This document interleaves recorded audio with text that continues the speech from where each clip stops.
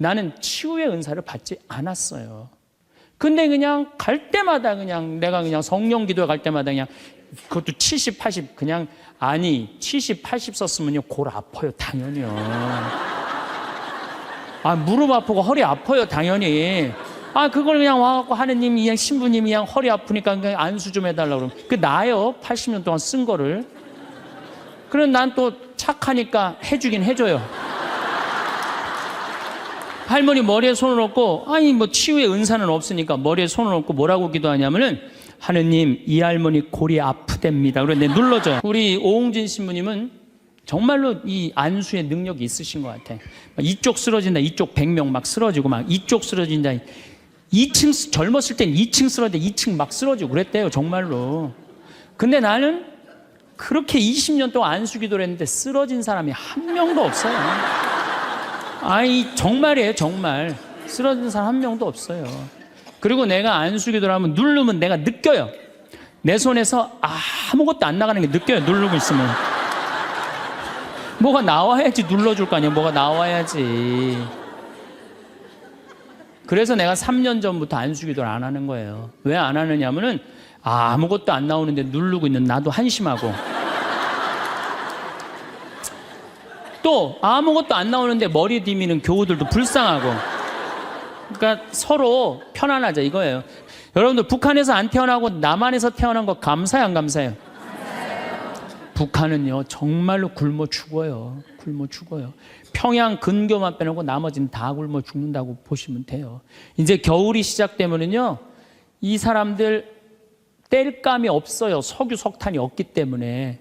그래서 산에 나무 잘라다가 또 해요.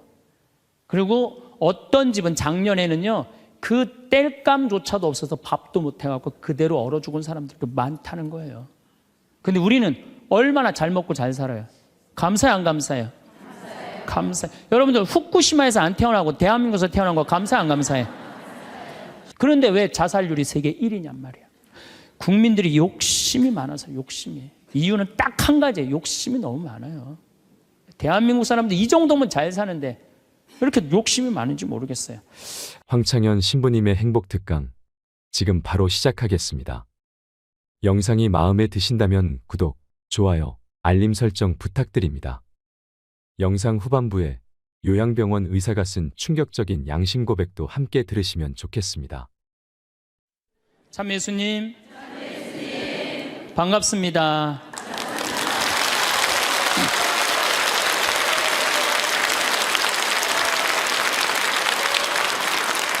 우리가 하느님의 이 뜻대로 살아가고 악마의 유혹에 빠지지 않으려면은 돈에 대한 유혹, 명예에 대한 유혹, 권세에 대한 유혹, 하느님이 계실까 안 계실까에 대한 신앙에 대한 유혹, 이걸 빠지지 않으려면 우리는 항상 기쁘게 살아야 돼요.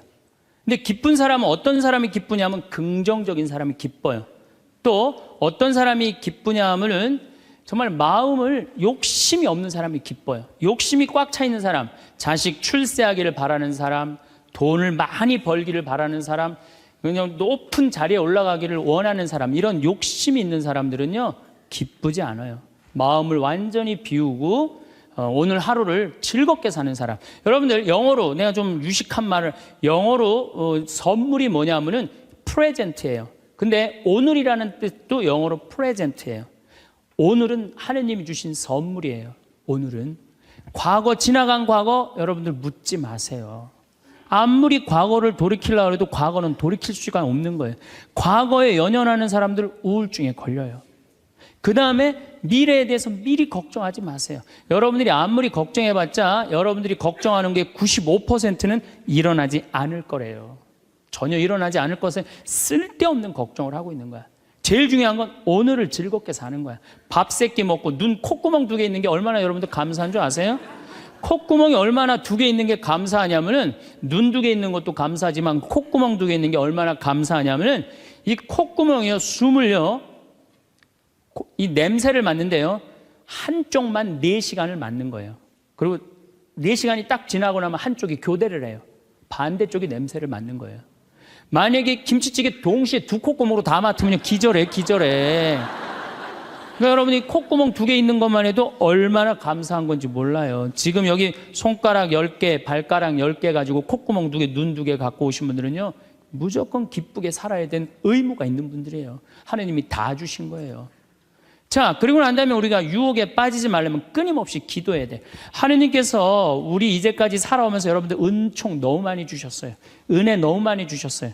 그렇기 때문에 우리는 어떻게 살아야 돼? 그 은혜를 계속 기억하면서 감사기도, 끊임없이 기도해야 돼. 근데 이 기도는 간구기도를 하면 안 돼요. 감사기도를 해야 돼요. 제가 꼭 성령 기도에 가면은요, 제일 당황스러운 게 그거예요. 내가 성령 기도에 가면은 할머니들이 신부님 골이 아파요, 무릎이 아파요, 허리가 아파요, 안수기도 해달라는 거예요. 근데 저는 신부 될 때 이 제단에 엎드려서 하느님한테 2가지를 청했어요. 하나는 강론 잘하게 해달라고. 근데 정말 저는 누워서 그렇게 기도했어요. 왜 제가 그 기도를 청했느냐면은 저는 초등학교 때부터 발표 때마다 선생님이 제일 먼저 너 일어나서 발표하라고 그랬어요. 그리고 책 읽을 때도 항상 나보러 읽으라고 그랬어. 목소리가 좋으니까. 그러니까 내가 받은 달란트는 뭐야? 말하는 거, 말하는 거. 그리고 신부가 말씀 전하는 사람 아니에요. 그래서 강론 잘하게 해달라고 내가 정말로 엎드려서 간구했어요. 근데 뭐 1년에 300회, 내일도 여기 전주 중앙성당에 가서 강의하고 또 전주에 있는 중학교에 가서 그 학부형들하고 선생님들한테 강의해. 내일도 전부 단축 수업한대요. 그 선생님들도 강의 들으게 한다고 일반 학교에 가서 강의하는 거, 행복론에 대해서. 그러니까 1년에 한 300회 정도 초청 강연 다니니까 이거 소원 들어주셨어요. 난 너무너무 감사해요. 또 내가 글 잘 쓰게 해달라고. 이제까지 책 3권 썼는데 요즘 쓴 거 사는 맛, 사는 멋. 이거 정말로 많은 분들이 행복하다고 참 전화가 많이 와요. 독자들한테. 아니, 나 이 2가지 다 받았어요. 나는 더 이상 하나님한테 원하는 거 없어요. 하느님은요, 각자의 달란트가 다 달라요. 그리고 그냥 집 잘 짓는 신부님들, 또 우리 그냥 전 신부님, 내가 보기엔 사목 너무너무 잘하세요. 그러니까 그 감히 못하는 15년이 지나서 엄두도 못 냈던 저 땅을 사죠. 그러니까 아무나 사는 게 아니에요. 교우가 일치가 되기 때문에 그게 가능한 거죠. 그 다 달란트가 달라요. 근데 내가 받은 달란트는 강론 잘하고 글 잘 쓰는 거야. 나는 치유의 은사를 받지 않았어요. 근데 그냥 갈 때마다 그냥 내가 그냥 성령 기도에 갈 때마다 그냥 그것도 70, 80 그냥 아니 70, 80 썼으면요 골 아파요 당연히요. 아 무릎 아프고 허리 아파요 당연히. 아 그걸 그냥 와갖고 하느님이 그냥 신부님이 그냥 허리 아프니까 그냥 안수 좀 해달라고 그러면 그 나요 80년 동안 쓴 거를. 그럼 난 또 착하니까 해주긴 해줘요. 할머니 머리에 손을 얹고 아니 뭐 치유의 은사는 없으니까 머리에 손을 얹고 뭐라고 기도하냐면은 하느님 이 할머니 골이 아프답니다. 그래 내가 눌러줘요. 그런데 저는 치유의 은사가 없는 게 확실해요. 우리 오홍진 신부님은 정말로 이 안수의 능력이 있으신 것 같아. 이쪽 쓰러진다, 이쪽 100명 막 쓰러지고 막 이쪽 쓰러진다. 2층 젊었을 땐 2층 쓰러지는데 2층 막 쓰러지고 그랬대요 정말로. 근데 나는 그렇게 20년 동안 안수기도를 했는데 쓰러진 사람이 한 명도 없어요. 아이 정말이에요 정말. 쓰러진 사람 한 명도 없어요. 그리고 내가 안수기도를 하면 누르면 내가 느껴요. 내 손에서 아무것도 안 나가는 게 느껴요. 누르고 있으면 뭐가 나와야지 눌러줄 거 아니야. 뭐가 나와야지. 그래서 내가 3년 전부터 안수기도를 안 하는 거예요. 왜 안 하느냐면은 아무것도 안 나오는데 누르고 있는 나도 한심하고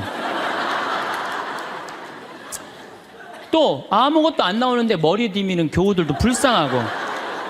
그러니까 서로 편안하자 이거예요. 내가 내일 모레 대전 대화동 성당에 강의를 가는데 신부님이 너무 고맙더라고. 아주 목소리가 나 아직 얼굴을 못 뵀는데 신부님이 그러더라고. 저녁에 강의 끝나고 이제 여기는 내가 미사를 하고 강의를 시작했지만 거기는 강의가 끝나고 미사를 봉헌한대요. 그리고 안수기도가 있대요. 근데 신부님이 너무 고맙게 날 아시는 것 같아. 안수는 당신이 하겠다고. 고맙다고 그랬어요. 어쨌든 하여튼 제가 재작년에 2009년에 미국 북동부 성령 대회가 있어요. 근데 여러분들 참 미국 교우들이 참 열심히 해요. 특히 성령대회는요, 한국의 성령대회하고 분위기가 틀려요. 정말로 열심히 해요. 갔는데 첫날 800명이 왔는데 교우들이 그냥 내 강의, 그 화가 나십니까? 라는 주제로 강의를 했는데 너무 재밌게 들었어요. 그때 그날따라 강의가 잘 되더라고요. 그랬더니 둘째 날에는 막 사람들이 전화를 막 한 거야. 야, 한국에서 조그만 신부가 왔는데 너무 재밌다. 그래갖고 둘째 날은 1200명이 늘은 거예요. 그런데 성령대 19년 활동한 늘어난 적이 처음이라는 거예요. 그런데 점점 나는 불안한 거예요. 점점 성령대 하이라이트를 향해서 가는 거야. 성령대 하이라이트는 뭐냐면 치유의 안수의 절이야. 점점 불안한 거야, 이거. 아니, 내 손에서는 아무것도 안 나오는데 이제 아무 능력 없는 거 탈로가 나게 생긴 거야. 그런데 그때 같이 갔던 신부님이 청주교구 박효철 베네딕토 신부님이라고 있으세요. 전국 성령 지도 신부님이세요. 근데 그분은 내가 뵈니까 치유의 은사가 있어요. 그러니까 나는 말씀의 은사가 있지만 그분은 치유 은사가 분명히 있는 분이야. 그래서 나한테 오지 말고 박신부님한테 가라. 그것도 나하고 본명도 같아. 베네딕토. 박신부님한테 가라. 그리고 난 도망갔어요, 사실은. 그런데 그 예절을 저 강당 뒤에서 보는데요, 정말 은혜롭더라고요. 나는 죽었다 깨어나도 그렇게 못해요. 근데 그때 200명이 났어요. 정말로 내가 다음에 갔는데도 그때 치유됐다는 사람 너무 많이 만났어요. 그건 하느님의 성령 특별한 은혜가 있었던 거지. 그래갖고 이제 박 신부님 덕분에 내가 잘 마치고 이제 한국에 이제 돌아왔어요. 2010년이 됐는데 미국 북동부 성령대에서 또 전화가 왔어요. 올해 또 와달라는 거예요. 내가 화를 냈어요. 왜 자꾸 날 부르느냐. 그거 부담스럽거든요. 그거 굉장히 큰 대회니까. 아니, 내 손에서 아무것도 안 나온다는데 왜 자꾸 부르느냐. 좀 이 손에서 능력 나오는 신부님들 불러라. 그랬더니 그 교우들이 위원들이 하는 말이 신부님 걱정하지 말라고. 신부님은 손에서 안 나오는 대신 입에서 나오니까 걱정하지 말라고.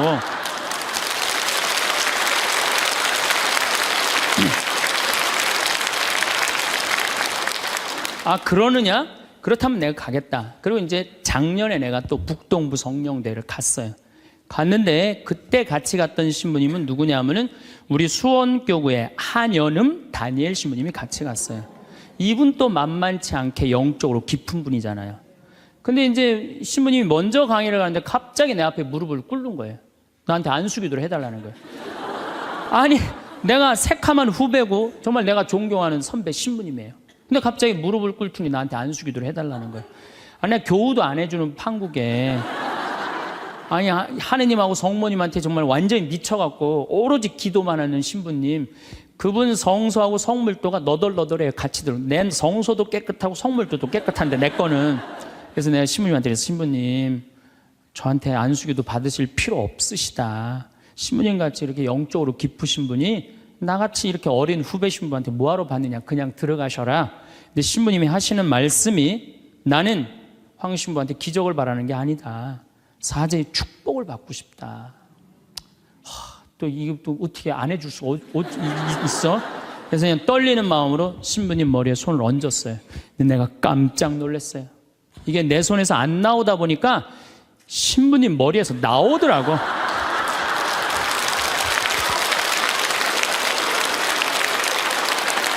아니, 정말로 성령의 기운이 느껴지는 거예요. 정말로. 이야, 이러는 수도 있구나. 이게 내가 안 나오면 머리에서 나오는 수도 있구나. 하지만은 우리가 하느님을요, 골 아프면 골 고쳐주고, 머리 아프면 머리 고쳐주고, 무릎 아프면 무릎 고쳐주고, 허리 아프면 허리 고쳐주는 분이 아니에요. 하느님은요, 찬양 받으실 분이에요. 하느님은 영광 받으실 분이에요. 하느님 우리 심부름꾼 아니에요. 그것도 돈이나 많이 주면서 시키면 내가 몰라. 달랑 1,000원 주면서 뭘 그렇게 많이 시켜. 그러니까 자꾸 간구 기도를 하다 보면 어떤 유혹에 빠지느냐 하면은 여기가 아닌가 봐. 천군 보살한테 가는 거예요. 그래서 천주교 교우들이요, 전보로 많이 다니는 거예요. 그래서 일단 찬양기도 감사기도 하는 교우들은요, 하느님 의심하지 않아요. 그리고 얼마나 은혜로워요. 여러분들 이 공기 공짜로 마시고, 태양 공짜로 햇빛 쬐고, 이 땅 공짜로 밟고 다니고, 얼마나 감사해. 눈 2개, 콧구멍 2개, 손가락 10개, 발가락 10개 있으면 됐지. 주님께서 여러분과 함께 마음을 드높이 우리 주 하느님께 감사합시다. 말로는 맨날 마땅하고 옳은 일이래. 말로는. 감사 기도를 해야 된다는 거예요. 미사 내용 전체가 뭐냐면 감사 기도예요. 감사 기도. 그래서 여러분들 오늘 이후부터는 끊임없이 기도해야 되는데 어떤 기도를 해? 감사 기도를 해라. 감사 기도. 그리고 진정한 기도는요. 진정한 기도는 어떤 게 진정한 기도냐면은 저도 그런 기도를 많이 드려요. 하느님, 내가 당신의 나라를 위해서, 당신의 하늘나라를 위해서, 당신의 정의를 위해서 내가 무슨 일을 했으면 좋겠습니까? 나를 어떻게 당신이 쓰실 생각을 갖고 있습니까? 이렇게 물어볼 때 하느님의 뜻을 헤아릴 수가 있는 거예요. 그러니까 성당에는 하느님 뜻을 실천하려고 나오는 거지 하느님이 내 뜻을 실천하라고 성당에 나오는 게 절대 아니다. 근데 우리 많은 교우들은 그걸 착각하고 있는 거예요. 예수님도 마태오복음 그 산상설교의 5장, 6장, 7장에 뭐라고 그러셨어요? 주의 기도를 가르쳐 달라고 그러니까 뭐라고 그랬어요? 너희들 기도할 때 많은 말 하지 말아라. 하늘에 계신 우리 아버지 이름이 거룩히 빛나시며 아버지의 나라가 오시며 아버지의 뜻이 뭐라고 그래요? 하늘에서와 같이 땅에서도 이루어지소서. 그렇게 기도하라고 그랬잖아요. 근데 우리는 그냥 성당에 나와서 계속 내 뜻만 계속 어필하는 거예요. 더욱이 여러분들 예수님하고 친해요, 안 친해요? 친하지도 않으면서 그냥 계속 이것 해줘라. 여러분들 이 생각 해봐요. 정말 친한 친구가 와서 부탁하면은 들어줘요, 안 들어줘요? 힘들어도 들어줘요. 내가 좀 고통스럽더라도 그걸 나눠줘요. 생전 본 적도 없는 친구가 와서 딱 오더니 1,000원 주더니 야, 내가 정말로 필요한 게 있는데 나 좀 도와줘라. 도와주고 싶어요, 안 도와주고 싶어요? 도와주고 싶지가 않다는 거예요. 그래서 여러분들 기도는 뭐냐면 일단은 예수님하고 친구 되기 위해 하는 거예요. 예수님하고 대화하는 거예요. 대화를 해서 예수님, 당신이라면은 이 땅을 사겠습니까? 안 사겠습니까? 당신이라면은 지금은 무슨 요즘 그 제2금융권 막 이자 막 100%, 200%, 막 1000% 하는 사람들 있잖아요. 내가 만약에 예수님이라면 과연 그런 걸 할까? 그 사람도 얼마나 고통스러운데. 내가 예수님이라면은 내 아이를 어떻게 키울까? 내가 예수님이라면은 내 남편한테 어떻게 할까? 내가 예수님이라면은 아내한테 어떻게 할까? 내 아내한테 어떻게 할까? 이걸 물어보려고 기도하는 거예요. 그래서 기도라는 것은 간구 기도가 기도가 아니야. 그래서 난 묵주기도, 구일기도 보면 딱 지향 하나 두고 그냥 기립다 기도하는데 난 정말로 마음이 아파요. 묵주기도는 저는 요즘 묵주기도 드릴 때 오늘도 내가 묵주기도 5단을 바치면서 연옥에 있는 영혼들 구원해달라고 기도했어요. 왜냐하면 성모님이요 그렇게 기도하라고 그랬거든요. 우리 그냥 계속 연옥을 위한 기도, 그 다음에 터키에서 지금 고통받는 사람들, 이런 정말 죄인들, 이런 사람들은 생전 기도하지 않고 그냥 대학 입시, 그냥 수능 잘 보게 해주고, 그냥 땅 팔리게 해주고, 애 생기고 해주고, 이런 기도는 자꾸 하느님하고 멀어질 수도 있다는 얘기예요. 그걸 다 들어주지 않으세요, 하느님이. 어떻게 다 들어줘요? 내가 할 일이 있는 거지. 또 기도는 예수님의 말씀을 음미할 때 기도가 즐거워요.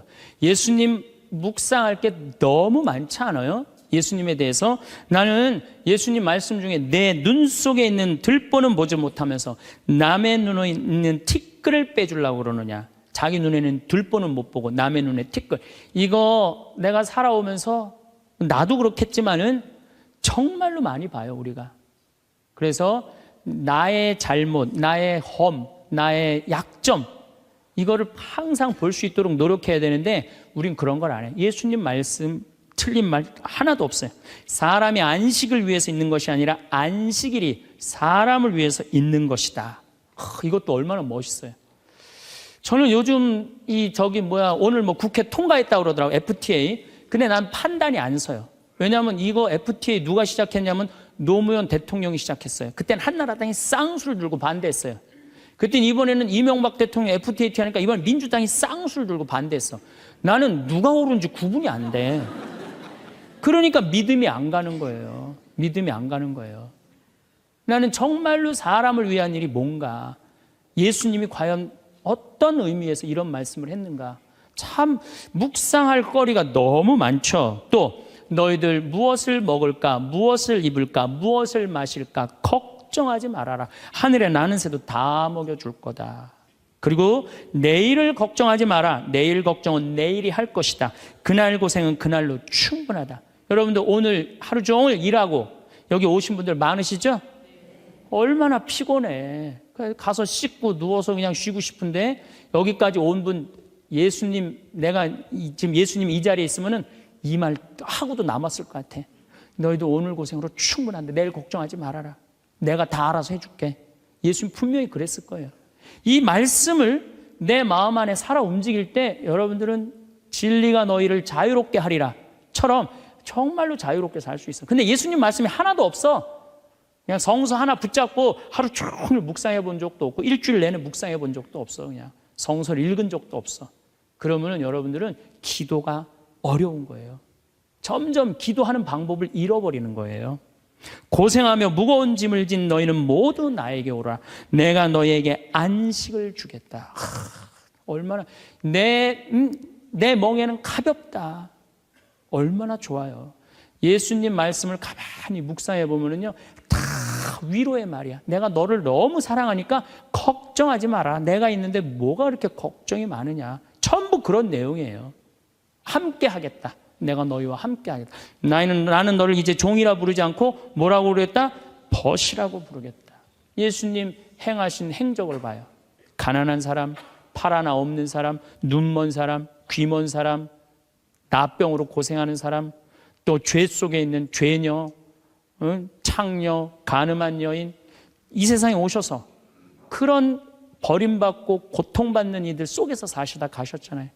그분 삶을 가만히 이렇게 드라마를 보듯이 쫙 보면은 이거 끊임없이 기도할 수 있어요. 해도 끝이 없어. 예수님의 삶을 묵상한다는 게. 그러면은 그 안에서 예수님과 하나 되면은요, 그 다음 단계, 더 높은 단계 기도를 할 수 있어요. 근데 맨날 이거 달라, 저거 달라, 요거 해달라, 저거 해달라 그러면요, 그 사람은 깊이 신앙생활을 할 수가 없어요. 그럴 것 같아요? 안 그럴 것 같아요? 그렇죠? 그러니까 오늘 이후부터는 간구기도 하지 마세요. 이미 너희들 필요한 거 하느님 아버지가 이미 알고 있다. 그러시지 않으셨어요? 예수님이 그러셨거든요. 예수님 말씀은 되씹으면 되씹을수록 깊은 맛이 나요. 그래서 기도라는 건 뭐냐면 영적인 하느님을 느끼는 거예요. 영적인 하느님을 느끼는 거. 자, 우리가 기도가 구송 기도가 있다고 그러죠? 그 다음에 무슨 기도가 있어? 묵상 기도가 있죠?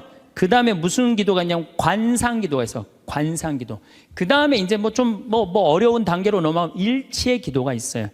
그게 무슨 기도냐면은 성당에 앉아서 하느님을 느끼는 거예요. 온 우주에 시편 19편 그 말도 소리도 비록 이야기 없어서 온 세상으로 퍼져나간다는 하느님을 느끼는 거야. 그러면은 성당에 1시간 앉아 있어도 1분 지나가는 것처럼 후딱 지나가요.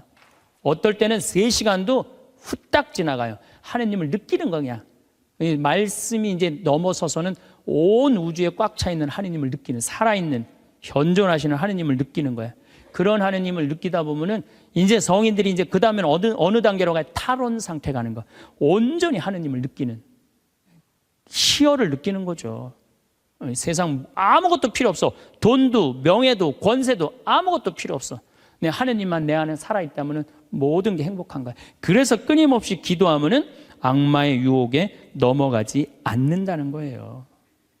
그래서 여러분들은 이제 제가 제일 걱정인 게 50살 되신 분들 60년 남았어요. 아니 어제 발표 나왔잖아요. 2040년에 평균 연령이 몇 세라고? 90살이에요. 그럼 여러분들 지금 50살 되신 분들 2040년이면 몇 살이냐면은 80살이에요. 80살이면 그때 가면은 또 늘어날 것 같아요? 안 늘어날 것 같아요? 또 늘어나요. 그래서 110살이에요. 그러면은 남은 60년 동안 내가 영적인 인간으로 살 거냐, 육적인 인간으로 살 거냐, 늙어서 어떻게 할 거야? 힘도 없는데 기도라도 열심히 해야지. 그래서 제일 좋은 기도는 뭐냐면은 제가 여러분들한테 청하는 건 뭐냐면은 기도 공동체 단위라는 거예요. 제가 프랑스 떼제 공동체에 가서 일주일 동안 기도를 했는데요. 3,000명씩 와요. 일주일에. 월요일부터 주일날 점심 때까지 모여서 아침 기도, 낮 기도, 저녁 기도, 그 다음에 미사. 똑같아 일주일 내내. 그런데 성당에 다니든 안 다니든 3,000명. 많이 올 땐 여름엔 3만 명이 와요. 근데 우리나라는 아직 그런 데가 없어. 일주일 내내 모여서 기도하는 데가 없어. 그래서 내가 이제 평창을 이제 내년부터 이제 시작을 할 거예요. 그래서 토요일 날 저녁에는 또 우리 부관장 신부님이 너무 노래를 예쁘게 잘해. 그래서 이제 떼제 기도를 시작을 했어요. 그래서 이제 기도하는 그런 공동체를 만들어서 여러분들도 삶에 지쳤을 때 와서 일주일 동안 60살쯤 돼갖고 일주일 정도 와서 기도하고 가면 얼마나 좋겠어요. 그렇죠? 그러니까 그런 공동체를 많이 믿는 사람들이라면 찾아다니라는 거예요. 영적인 세상을 위해서 시간을 투자하고 마음을 투자하라는 거죠. 그래서 신부님 끊임없이 기도하는데 제일 좋은 게 뭡니까? 미사 참여예요. 첫 번째 좋은 건 미사 참여. 미사 참여 1년 내내 평일 미사 다니시는 분들은요, 말할 수 없는 마음 안에 기쁨이 있어요. 1년 내내 미사 안 빠지시는 분들, 제가 말씀드리는 거 무슨 말인지 아시죠? 그 시간이 얼마나 좋아. 조용하고 이 성당 안이 얼마나 세상하고 완전히 단절된 거 아니야. 그 시간만은. 그리고 예수님하고 하나 되는 시간이잖아요. 그래서 아무리 힘들어도 직장 끝나고 난 다음에 가방 들고 와서 미사 참여하고 가는 사람들, 이 사람들은 제일 행복한 사람들이에요. 그래서 미사야말로 가장 완벽한 기도다. 그래서 여러분들 주일 미사 말할 것도 없고 평일 미사 시간 내서 오시면요, 하느님께서 이끌어 주셔요. 그 다음에 두 번째, 끊임없이 기도하는 방법 중에 하나는 성서 읽는 거야. 제 경험에 의하면은 구약성서부터 신약성서 끝까지, 처음부터 끝까지 완전히 정독 5번만 하면은요, 이 세상 사는 길이 보여요. 하느님의 섭리가, 역사하심이 보여요. 그리고 어떻게 살아야 되는지 정말 마음에 진리가 흘러 넘쳐요. 그래서 성서를 읽어라. 성서를 정독을 해라. 맨날 그냥 불굴의 며느리, 뭐 이웃, 우리 집 여자들 이런 거 보지 마시고, 예? 그 시간에 성서를 성서 안에는 보물이 꽉 차 있어요. 그래서 성서를 적어도 5번 정도 정독을 해라. 5번. 자, 그 다음에 5번 정독을 했으면 그 다음에 할 일이 있어요. 기도 중에 정말 좋은 기도는 성지순례. 성지순례. 제가 지금 성지순례를 2년에 한 번씩 매년 정기적으로 가요. 그런데 예루살렘에 가보니까요, 예수님의 발자국이 느껴져요. 예루살렘에 가보니까. 그리고 갈릴레아 가보니까 물고기가 밤에 얼마나 튀는지, 예수님이 밤새 제자들이 물고기 잡는 거 보면서 참, 물고기 저쪽에서 튀는데 이쪽에서 막 헹고 같아 보니까 그냥 예수님이 그 2000년 전에 행하셨던 말씀, 그게 다 살아 움직이는 거예요. 이집트에 가서 출애굽 경로를 밟아서 시나이산 꼭대기, 모세가 십계 받으러 갔는데 올라가 보고 예루살렘에 내가 들어갈 때 이스라엘 백성이 얼마나 기뻤을까 느껴져요. 사도 바오로가 예수님 이제 다마스커스에서 회개하고 난 다음에 이 그리스, 터키 이거 전부 교회 세우러 7개, 필라델피아 교회, 이런 교회들 전부 다 세우러 가는데 지난 2월 달에 갔다 왔거든요. 그냥 예수님이 그냥 막연하게 멀리 느껴지는 게 아니라 예수님이 살아 움직이는 거예요. 그래서 여러분들 성지순례 참 중요한 거. 물론 우리나라 안에도 좋은 성지들이 너무 많아요. 우리 성인들이 얼마나 예수님을 사랑했는지. 그러니까 시간 되면은 돈 모아서 제일 남는 거, 가장 적은 돈으로 가장 최고의 효과를 낼 수 있는 건 성지순례. 그래서 예루살렘 한 번은 갔다 오라는 거예요. 예루살렘. 나는 아직까지 하느님 20년, 30년 믿으면서 예루살렘, 베틀레헴, 나자렛 한 번도 아직 갔다 온 적이 없다. 한번 손 들어보세요. 내가 절대 욕 안 할 테니까 한번 손 들어보세요. 손 들어. 한 번도 안 갔다 왔다. 손 들어보세요. 자, 이 사람들 이거 회개해야 되는 사람들이에요.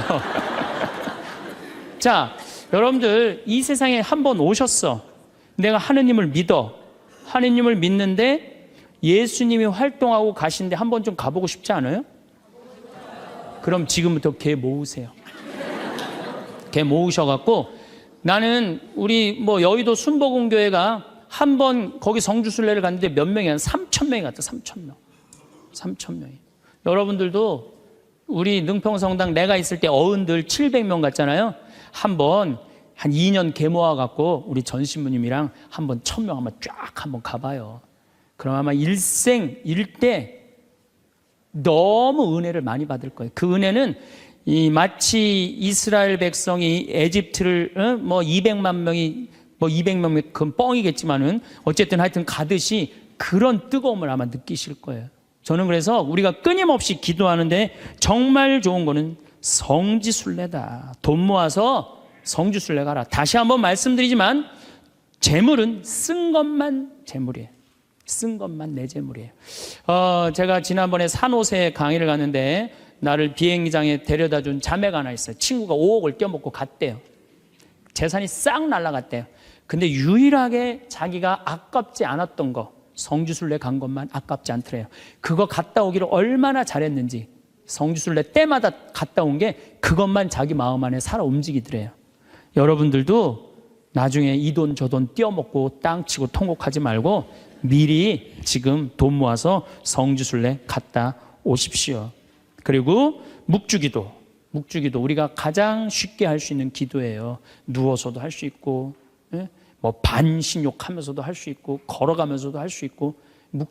묵주기도도 성모님 말씀대로 죄인들의 회개를 위해서, 연옥 영혼들의 고통 덜어주기 위해서, 그 기도가 저는 묵주기도 중에 가장 아름다운 기도라고 생각을 해요.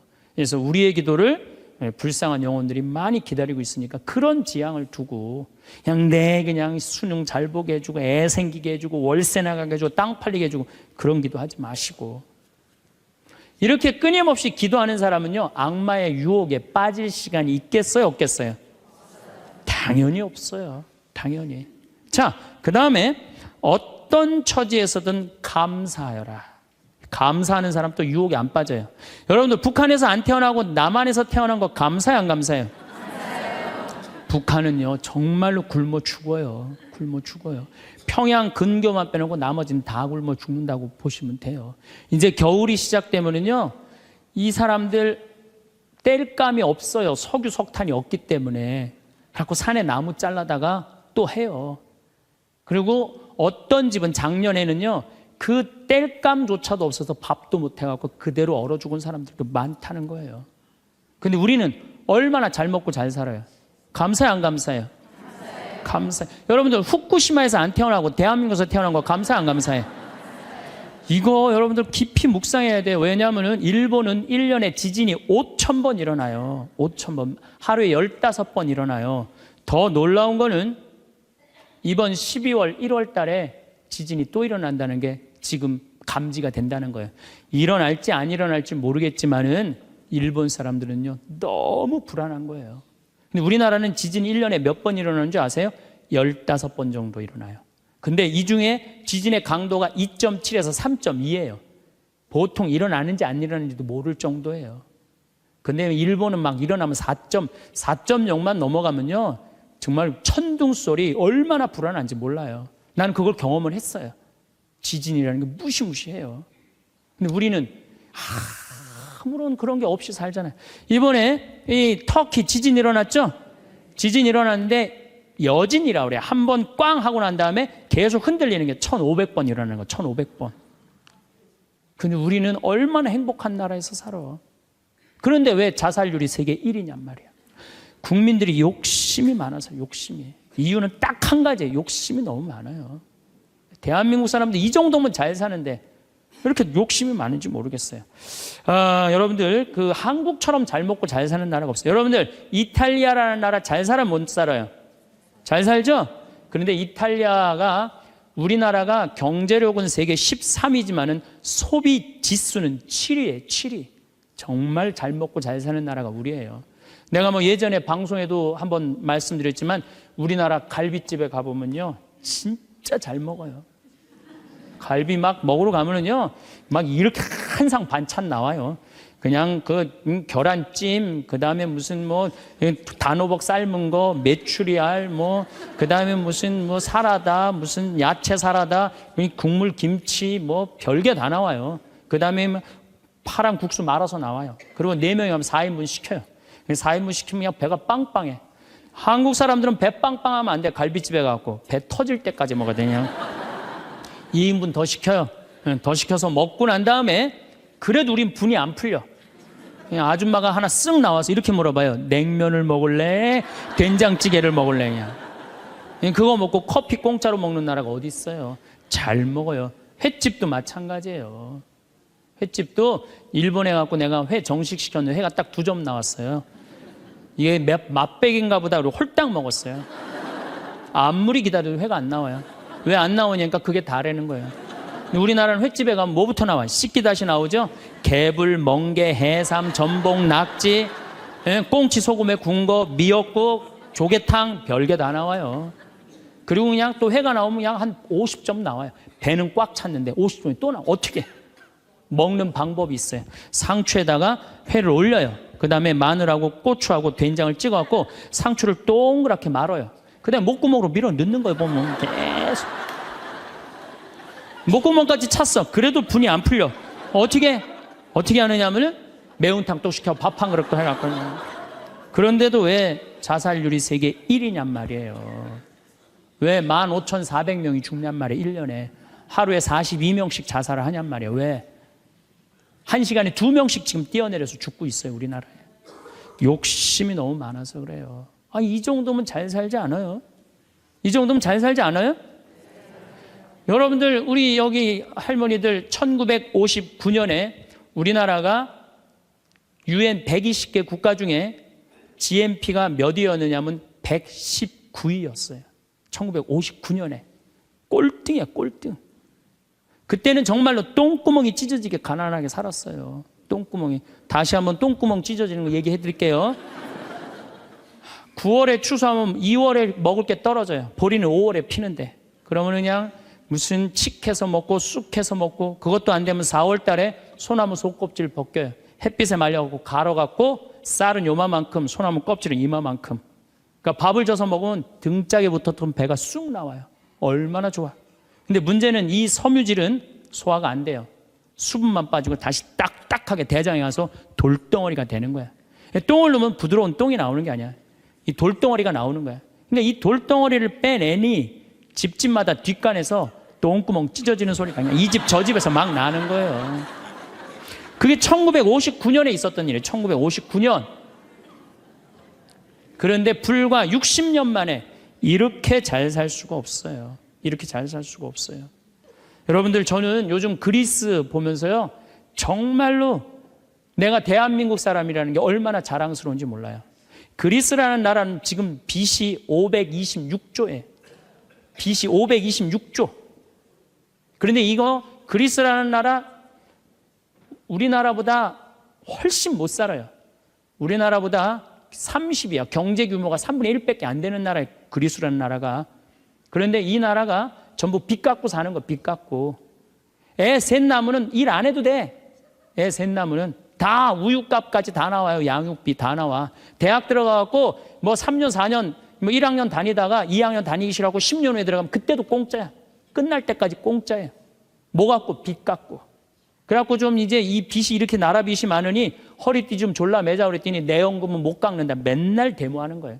그 다음에 막 정부 기관에 그냥 저기 막 전기 끊고. 그게 저러고 있는 거예요. 지금 아직도. 근데 우리나라는 1997년에 IMF 터졌을 때 어땠어요? 국민들이 전부 뭐 했어요? 금 모았잖아요. 금. 내가 그래서 여러분들 마지막으로 금 모으기 운동이 우리가 얼마나 대단한 건지 지금부터 잠깐 읽어 드릴 테니까 한번, 이게 누가 쓴 거냐면 이름도 무지 어려워요. 슝홍빙이라는 중국 사람이 쓴 거예요. 이게 베스트셀러예요. 냉전 시기 미국의 맹방이던 또 하나의 나라 한국은 금융위기가 닥치자 미국의 구원에 손을 내밀었다. 한국 사람들은 미국이 그토록 단호하게 거절하리라고는 꿈에도 생각하지 못했다. 우리가 도와달라고 그랬는데요, 싹 거절했어요. 월가를 대표하는 재무부는 끝까지 반대했다. 심지어 올브라이트가 경제학을 모른다고 비난하기까지 했다. 결국 클린턴 대통령은 재무부에 손을 들어주었다. 여기서 그 다음에 중요한 얘기가 나와요.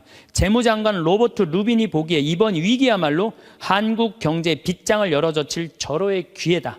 그러니까 이제 IMF 때 우리나라에 들어와서 기업 다 먹을 기회다, 이 얘기예요. 그는 구원을 청하는 옛 맹방인 한국을 과거보다 훨씬 가혹한 조건으로 대하라고 지시했다. IMF는 미국 재무부의 압력 아래 한국의 원조 조건에 온갖 가혹한 조건을 덧붙였다. 그래서 우리나라가 얼마나 고통스러웠어요. 한국이 즉시 미국에 유리한 조건으로 미국과의 모든 무역 마찰을 해결할까지 포함했다. 그동안 마찰이 많은데 미국한테 다 손들었어요. 분노한 한국민들은 IMF가 언제나 미국 편에 서서 갖가지 불합리한 조건을 내건다고 비난했다. 한국 정부는 하는 수 없이 미국의 조건들을 받아들이고 미국이 은행 지점들을 한국에 설립하도록 허락했다. 시티은행, 그 미국 은행이에요. 외국 기업들이 보유할 수 있는 상장회사의 지분은 원래는 26%나 이 운영권을 못 갖고 있었는데 그때 50% 상향 조절했어요. 외국인이 개인이 소유할 수 있는 기업의 주식 지분은 7%에서 50%로 늘어났어요. 그래갖고 외환은행 전부 다 론스타한테 뺏긴 거죠. 한국 기업은 반드시 국제회계의 원칙에 따라 했으며 금융기관은 국제회계사무소의 회계 감사를 받아야 했다. 참. 그러나 국제금융재벌들은 한국의 강한 민족성들을 너무 얕잡아 보았다. 한국의 협의를 체결하기만 하면 당장이라도 몰려들어 사냥감을 물어 뜯을 판이었다. 우리나라 현대, 삼성 다 먹을 판이었다는 얘기예요. 그런데 고립무원, 완전히 고립무원의 사면 초가에 빠진 한국인들은 나라를 구하겠다는 일념으로 너도 나도 금모기 운동에 나서서 정부를 도왔다. 이때 금모은 게 21억 달러예요. 한국에 돈 한 푼도 없었을 때. 놀라운 거는 금모기 하고부터는 5억 달러 수출 계속 적자였다가 이때부터 흑자로 전환하기 시작해. 이게 흑자의 출발점이 돼요. 금모기 운동이. 그래서 이걸 극복한 나라예요. 서양의 기업들은 한국 대기업을 거의 하나도 사들이지 못했다. 한국 경제는 가장 어려웠던 1998년 여름의 악몽에서 완전히 빠져나올 수 있도록 수출을 빠르게 회복했다. 금모기 운동부터 그랬다는 거예요. 국제금융재벌들과 미국 재무부는 공연히 헛물만 켜다가 만셈이 되었다. 뿐만 아니라 한국으로 하여금 정부가 경제를 주도할 절대적인 필요성을 확실히 깨닫게 해줬다. 마이크로소프트가 한국 최대의 소프트웨어 기업을 삼키려는 시도도 물 건너 갔어요. 그러니까 미국 애들이 그때 한국 다 살라고 그랬어요. 근데 그것도 못 샀고 8개의 한국 지방 소프트웨어 기업들에게 그 몫이 돌아갔다. 다 우리나라 기업들이 다 샀다는 얘기예요. 포드가 기아 자동차를 구입하려던 계획도 빗나가 버렸다. 그때 기아가 망했거든요. 근데 빗나갔어. 우리가 금 모아서. 현지 기업이 포드의 꿈을 현대가 구했죠. 꿈을 보기 좋게 꺾어준 것이다. 이렇게 우리나라가 그 IMF를 벗어난 민족이야. 그런데 이렇게 대단한데 아니 정치를 보면은 사회를 보면 한국이 현찮다고 그래. 내가 보기에는 한국이 대단한데 얼마나 대단해. 그리스하고 우리나라하고 정반대 아니에요. 그래서 이 IMF를 넘어서서 지금 이렇게 우리가 전 세계가 지금 금융위기를 겪고 있잖아요. 지금 그리스, 이탈리아, 스페인, 프랑스 다 무너지고 있잖아요. 근데 우리나라는 아직도 경쟁력이 있다는 거예요. 이렇게 대단한 사람들이 모여 살아갖고 우리나라 이름이 대한민국이에요.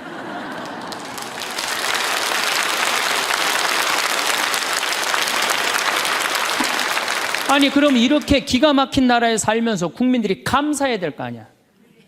감사는 온데간데 없고 원망, 비난 맨날 이런 것만 있어요. 그러니까 국민들이 안 행복한 거야. 그래서 나는 사도 바오로가 항상 기뻐하여라. 끊임없이 기도하여라. 어떤 처지에서든 감사하여라. 이것이 우리 주 예수 그리스도를 통하여 드러내신 하느님 아버지의 뜻이다. 그러니까 여러분들 신앙생활하는 사람은요. 어떻게 해야 돼? 항상 기뻐하고 끊임없이 기도하고 어떤 처지에서든 감사해야 되는데 대한민국 처지는 괜찮다. 나머지 왜 괜찮은지는 다음 시간에 제가 또 이어서 강의를 하도록 하겠습니다. 감사합니다. 부모님이 날로 노쇠하는 모습에 대부분의 자녀들은 안타까움을 느끼고 있을 겁니다. 하지만 그런 생각을 진지하게 해보는 사람은 드뭅니다. 오히려 부모의 자식 걱정이 더 크고 이런 부모-자식 관계 때문에 자식은 자칫 부모가 늙어가는 데 대해 심각하게 생각하지 못하는 경우가 많은 것 같습니다. 문제는 어느 순간 부모님이 건강 수명을 넘기면서 발생합니다. 요즘 아무리 젊게 사는 시대라고 해도 환갑을 넘기는 순간 체력은 급격하게 저하됩니다. 무엇보다 수명은 길어졌지만 건강 수명은 그다지 늘어나지 않았다는 점에 유의해야 합니다. 100세 시대가 열렸다고 하지만 알고 보면 참으로 가슴 찡한 인생입니다. 평생 열심히 살고 은퇴 후 안락한 노후를 보낼 때쯤엔 이미 노쇠하고 병들어 이런저런 약을 먹고 병원을 출입해야 하기 때문입니다. 더구나 배우자를 먼저 보내고 혼자 남으면 문제는 더 심각해집니다. 병원 출입을 해야 하는데 배우자가 없으니 자녀들이 더 자주 돌봐줘야 하지만 자식도 먹고 살기 바쁘니 잘 보살펴 드리기 어려운 게 현실입니다. 나이가 들면 다시 어린이로 돌아간다는 말이 있습니다. 하지만 자식들은 잘 눈치를 채지 못합니다. 체력이 저하되고 경제력이 취약해져 자식에게 자주 기대고 싶어 하는 게 일반적입니다. 하지만 자식들은 늘 어린 시절에 강인했던 부모님을 생각합니다. 그러나 현역에서 물러나고 고위를 넘긴 부모는 더 이상 어린 시절의 슈퍼맨이나 슈퍼우먼이 아닙니다. 결국 오래 살게 되면서 부모 간병이 새로운 부담이 되고 있습니다. 하지만 제 손으로 돌보는 것은 어려워지고 있습니다. 통계청에 따르면 부모의 노후는 가족, 정부, 사회가 함께 돌봐야 한다는 견해가 62.1%였습니다. 직전 조사 시점인 2020년보다 0.5% 증가하였습니다. 가족이 돌봐야 한다는 응답은 19.7%로 2년 전보다 2.3% 줄어 첫 10%대에 진입했습니다. 부모님이든 본인이든 요양원, 요양병원, 실버타운 가운데 어딘가로 갈 가능성이 큰 시대가 됐다는 의미입니다. 연로한 부모를 요양원에 모신 후 돌보고 있는 지인은 자신은 나중에 거동이 불편하더라도 요양원에는 가지 않겠다고 합니다. 그곳에 있는 부모의 현실이 보기 안타까웠던 모양입니다. 그러나 부모가 자의에 의해 요양원에 입원하지 않았듯이 그 또한 자신의 의사보다 자식의 편의에 따라 요양원에 갈 확률이 높습니다. 자녀들은 이런 부분에 대해 별로 깊은 이해가 없고 주위 사람의 말을 따를 가능성이 크기 때문입니다. 요양병원에 근무하는 어느 의사 선생님의 글을 먼저 소개해 드리겠습니다. 요양병원에 면회 와서 서 있는 가족 위치를 보면 촌수가 딱 나온다. 침대 옆에 바싹 붙어 눈물 콧물 흘리면서 이것저것 챙기는 여자는 딸이다. 그 옆에 뻘쭘하게 서 있는 남자는 사위다. 문간쯤에 서서 먼 산 보고 있는 사내는 아들이다. 복도에서 휴대폰 만지작거리고 있는 여자는 며느리다.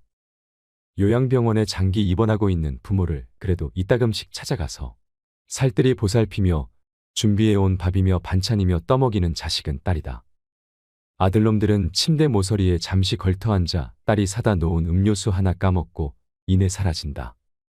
아들이 무슨 신주단지라도 되듯이 아들 원하며 금지옥엽 키워놓은 벌을 늙어서 받는 것이다. 딸 하나, 10 아들 부럽지 않는 세상인 것을 그때는 몰랐다.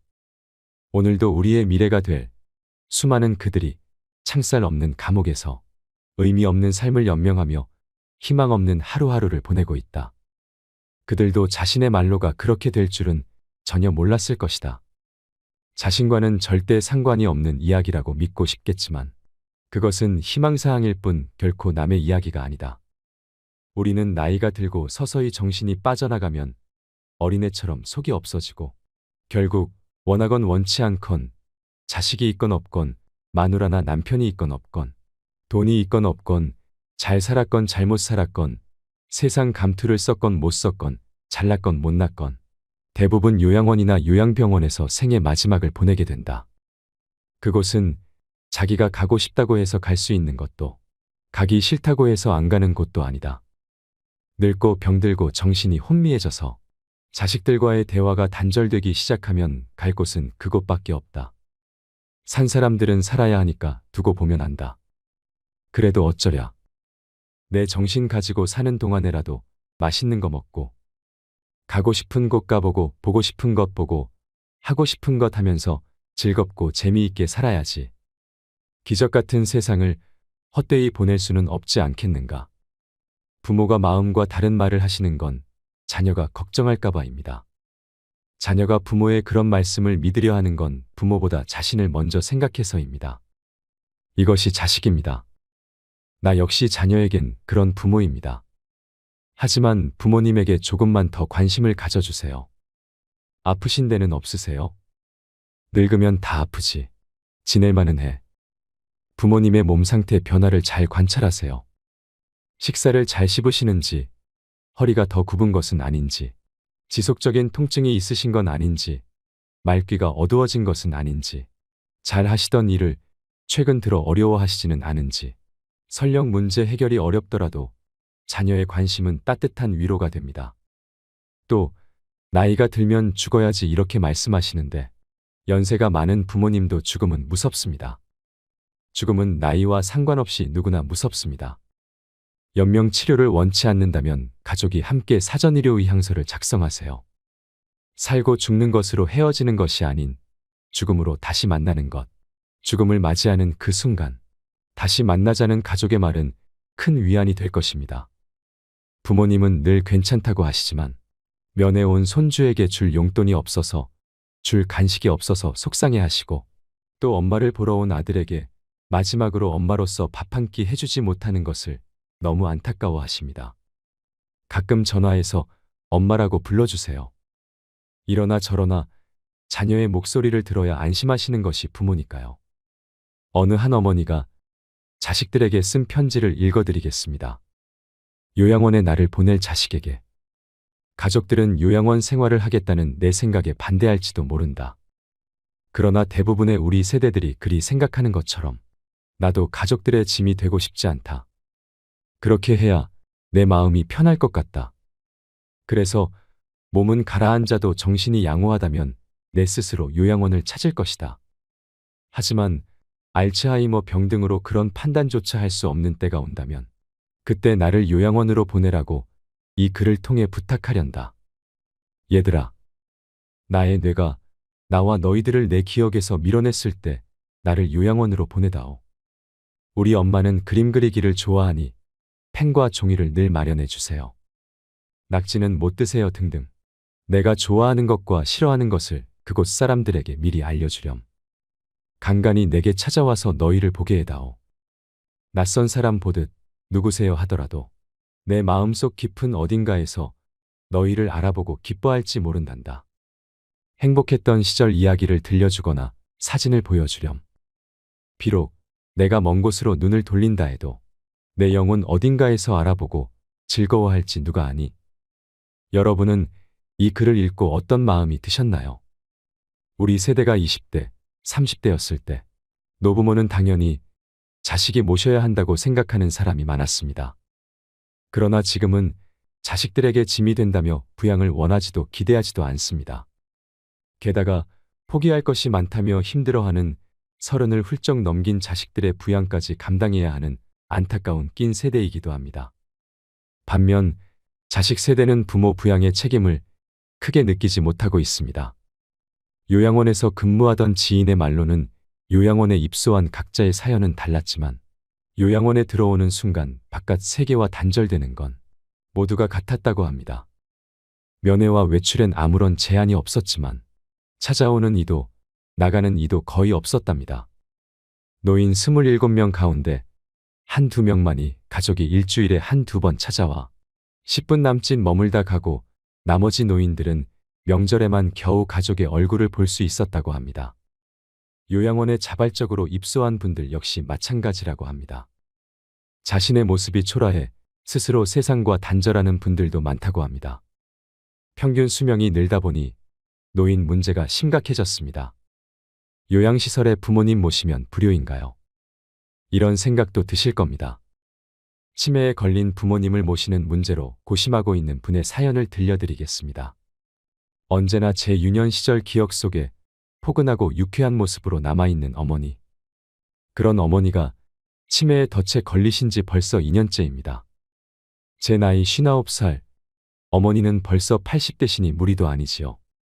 그런데도 여전히 어머니가 방금 전 식사한 것도 잊으시고 밥을 찾으실 때마다 화장실에서 뒤처리를 하지 못해 헤매는 모습을 볼 때마다 억장이 무너집니다.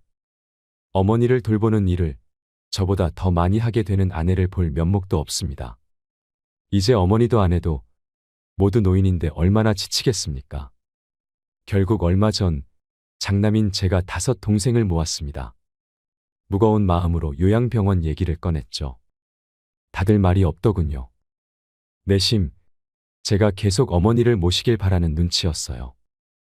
그래도 저희 가족이 고생을 하니까 차마 말은 못하고 어떡하지 걱정만 하더군요. 결국 아무런 결론을 내리지 못했습니다. 동생들에게 어렵게 말은 꺼냈지만 저도 사실 결정이 바로 서진 않습니다. 어머니가 우릴 어떻게 키웠는데 요양병원이라니요. 이런 불효자가 있을까요? 하지만 매일 마주하는 현실이 너무 어렵습니다. 저는 어떻게 해야 할까요? 이와 같은 고민을 안고 사는 가정은 더 이상 소수가 아닙니다. 부모를 집에서 모셔야 효도라는 걸 머리로는 알지만 사회구조가 변화하면서 효자 노릇이 버거운 사람이 많습니다. 과거처럼 어르신 부양을 가족이 도맡는 것만이 진짜 효도일까요? 먼저 제도적 변화와 함께 필요한 건 각 개인과 가정이 우리 집안의 노년기에 대해 함께 대화하고 합의점을 찾는 것입니다. 부모님이 온전할 때 스스로 고민하고 내 건강이 안 좋아지면 특정 요양시설에 맡겨달라고 자녀에게 이야기를 꺼내는 것도 한 방법이며 그 대신 일주일에 식사 한 번은 꼭 같이 하자는 등의 조건을 다는 것이 좋을 것 같습니다. 부모님 부양 방식에 대한 결정을 내리기까지 가족 내 눈치 싸움도 적지 않은 만큼 분란을 줄이기 위해 이견을 조율할 조정자를 결정할 필요도 있습니다. 상황이 나빠지기 전에 가족이 미리 협의하고 필요하다면 주 보호자를 정해 그 사람에게 결정의 정권을 맡기는 것도 좋은 방법입니다. 어쩔 수 없이 요양원이나 요양병원에 장기 입원하고 있는 부모님은 가족에 대한 그리움과 고독이 가득하실 것입니다. 힘들더라도 최대한 자주 찾아가서 살뜰히 보살피고 대화를 나누시면 좋겠습니다. 삶의 지혜를 느끼시는데 도움이 되는 좋은 글을 소개해 드리겠습니다. 어느 요양병원 의사가 쓴 글입니다. 몇 년 전 일이다. 나와 같은 병실에 80세가 넘으신 할아버지가 계셨다. 할아버지의 병은 깊었다. 할머니는 성경을 읽으며 지극정성으로 할아버지 곁을 지켰다. 아침 저녁으로 할아버지 가족들이 병실을 다녀갔다. 내 아버지, 이번엔 못 일어나신다. 이젠 화장실 걸음도 못 하신다.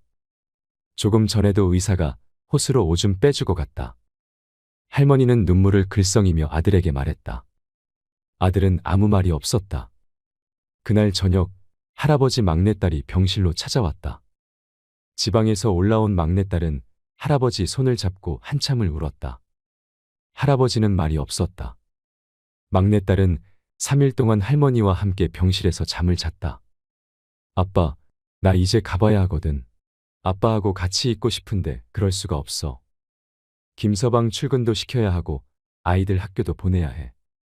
그녀는 울먹이며 늙으신 아버지 가슴에 얼굴을 묻었다. 아빠 옛날 일 기억나. 아빠하고 나하고 매일 들길을 걸어서 학교 갔었잖아. 여름 장마 때면 아이들은 잔뜩 부른 개울물 앞에서 늘 아빠를 기다렸어. 작은 아이들을 한 명씩 가슴에 안아 개울물을 건네주었지. 아빠는 사랑이 많은 선생님이었으니까. 아빠가 학교에서 숙직하던 날 기억나지? 엄마가 싸준 도시락을 들고 내가 눈밭을 걸어서 아빠에게 갔던 날. 내 발바닥 꽁꽁 얼었다고 아빠가 따뜻한 배 안으로 내 발을 집어넣었잖아. 얼마나 차가웠을까. 막내딸은 울음을 삼키며 할아버지 가슴에 다시 얼굴을 묻었다. 딸의 울음소리에도 할아버지는 말이 없었다. 아빠, 나 이제 가야 돼. 꼭 다시 일어나야 돼. 아빠 꼭. 옆자리에 서 있던 할머니가 막내딸의 손을 끌었다. 어여 가거라 어여. 내 아버지 다 알아들으셨을 게다. 할머니는 막내딸을 데리고 병실 밖으로 나갔다. 잠시 후 할머니는 눈물을 닦으며 병실 안으로 들어왔다. 조금 전에 나간 아이가 우리 막내딸이라오. 아버지 사랑을 많이 받고 자랐지요. 응석바지로 자라 지금도 아빠 하잖아요. 이제 제 아버지 눈이나 감으면 와야지 뭐. 아버지를 끔찍히 좋아했는데 아버지 얼굴을 마지막으로 본다고 생각하니 얼마나 슬펐을까. 바로 그때 할아버지 목소리가 들려왔다. 임자, 임자. 할아버지는 가쁜 숨을 몰아쉬며 일으켜 달라고 했다. 할머니와 나의 부축을 받으며 할아버지는 한 걸음씩 창가 쪽으로 걸어갔다. 할아버지는 힘겨운 숨을 고르며 창밖을 살폈다. 창문밖 멀지 않는 곳에 정문 쪽으로 걸어가는 막내딸의 뒷모습이 보였다. 할아버지는 오른팔을 들었다. 딸의 뒷모습을 어루만지듯 할아버지는 유리창을 쓰다듬었다. 딸을 향해 마지막 인사를 하는 할아버지의 눈가로 눈물이 가만가만 흘러내렸다. 오늘 소개해드린 사연과 글로 요양원이나 요양병원에 계신 부모님에 대한 그리움과 사랑을 느낄 수 있는 시간이 되었다면 좋겠습니다. 마지막으로 제가 가장 좋아하는 글을 소개해드리고 마무리하겠습니다. 아버지는 울 장소가 없어 슬픈 사람입니다. 아버지란 누구인가? 아버지란 기분이 좋을 때 헛기침을 하고 겁날 때 너털 웃음을 짓는 사람이다. 아버지란 자기가 기대한 만큼 아들, 딸의 학교 성적이 좋지 않을 때 괜찮아, 괜찮아 하면서도 속으로는 몹시 화가 나는 사람이다. 아버지의 마음은 먹칠을 유리로 되어 있다. 그래서 잘 깨지기도 하면서 속은 잘 보이지 않는다. 아버지란 울 장소가 없어서 슬픈 사람이다. 아버지가 아침 식탁에서 급하게 일어나서 가는 곳은 즐거운 일만 기다리고 있는 것은 아니다. 아버지는 머리가 세게 달린 용과 싸우러 나간다. 그것은 피로와 일과 직장 상사에게 받는 스트레스다. 아버지란 내가 아버지 노릇을 하고 있나? 내가 정말 아버지다운가 하는 자책을 매일 하는 사람이다. 아버지란 자식을 결혼시킬 때 한없이 울면서도 얼굴에는 웃음을 나타내는 사람이다. 아들, 딸이 밤늦게 돌아올 때에는 어머니는 10번 걱정하는 말을 하지만 아버지는 10번 현관문을 쳐다본다. 아버지의 최고 자랑은 자식들이 남들에게 칭찬받을 때이다. 아버지가 가장 꺼림칙한 속담이 있다. 그것은 가장 좋은 교훈은 손수 모범을 보이는 것이다라는 속담. 아버지는 늘 자식들한테 그럴듯한 교훈을 하면서도 정작 자신이 모범을 보이지 못하기 때문에 이 점에 있어서 미안하게 생각도 하고 남 모르는 콤플렉스도 가지고 있다. 아버지는 이중적인 태도를 곧잘 취한다. 이유는 아들, 딸이 나를 닮아 주었으면 하고 생각하면서도 나를 닮지 않아 주었으면 하는 생각을 동시에 하기 때문이다. 아버지에 대한 생각은 나이에 따라 달라진다. 그러나 그대가 지금 몇 살이든 아버지에 대한 현재의 생각이 최종적이라고 생각하지 말라. 일반적으로 나이에 따라 변하는 아버지 인상이 있다. 4살 때 아빠는 무엇이나 할 수 있다. 7살 때 아빠는 아는 것이 정말 많다. 8세 때 아빠와 선생님 중 누가 더 높을까? 12세 때 아빠는 모르는 것이 많다. 14세 때 우리 아버지는요. 세대 차이가 나요. 25세 때 아버지를 이해하기는 하지만 기성세대는 같습니다. 30세 때 아버지의 의견도 일리가 있죠. 40세 때 여보 이 일을 결정하기 전에 아버지의 의견을 들어봅시다. 50세 때 아버님은 훌륭한 분이셨어. 60세 때 아버지께서 살아계셨다면 꼭 조언을 들었을 텐데. 아버지란 돌아가신 뒤에도 두고두고 그 말씀이 생각나는 사람이다. 아버지란 돌아가신 후에야 보고 싶은 사람이다. 아버지는 결코 무관심한 사람이 아니다.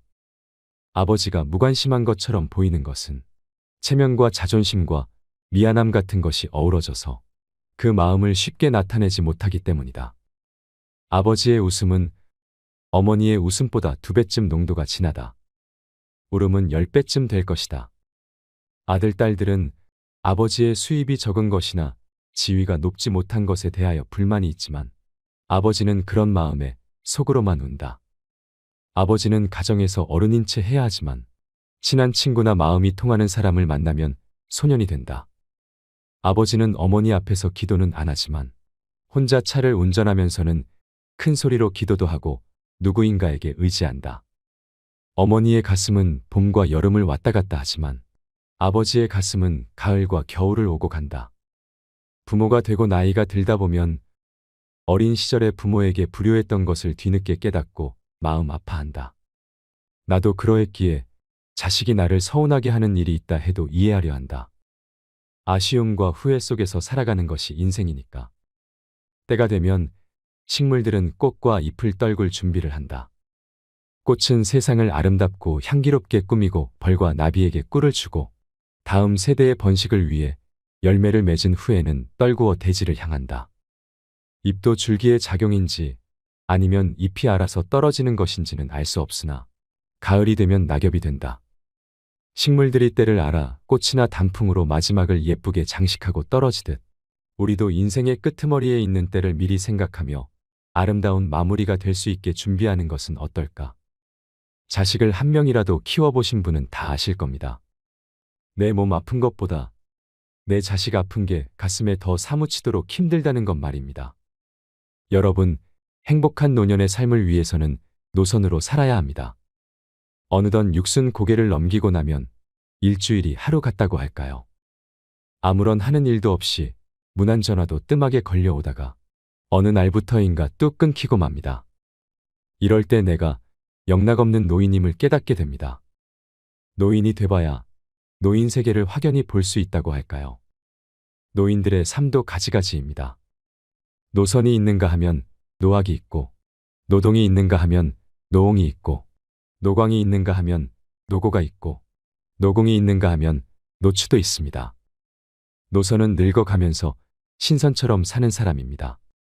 이들은 사랑도 미움도 놓아버렸습니다. 성냄도 탐욕도 벗어버렸습니다. 선도 악도 털어버렸습니다.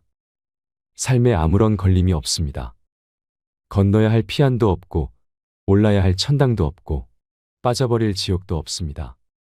무심히 자연 따라 돌아갈 뿐입니다. 노학은 늙어서 학처럼 사는 것입니다. 이들은 심신이 건강하고 여유가 있어 나라 안팎을 돌아다니며 산천 경계를 유람합니다. 그러면서도 검소하여 천박하지 않습니다. 많은 벗들과 어울려 논일며 베풀 줄 압니다. 그래서 친구들로부터 아낌을 받습니다. 틈나는 대로 갈고 닦아 학술논문이며 문해작품들을 펴내기도 합니다. 노동은 늙어서 동심으로 돌아가 청소년처럼 사는 사람들입니다. 이들은 대학의 평생교육원이나 학원 아니면 서원이나 노인 대학의 궤적을 걸어두고 못다한 공부를 합니다. 식영주역 등 한문이며 서예며 정치 경제 상식이며 컴퓨터를 열심히 배웁니다.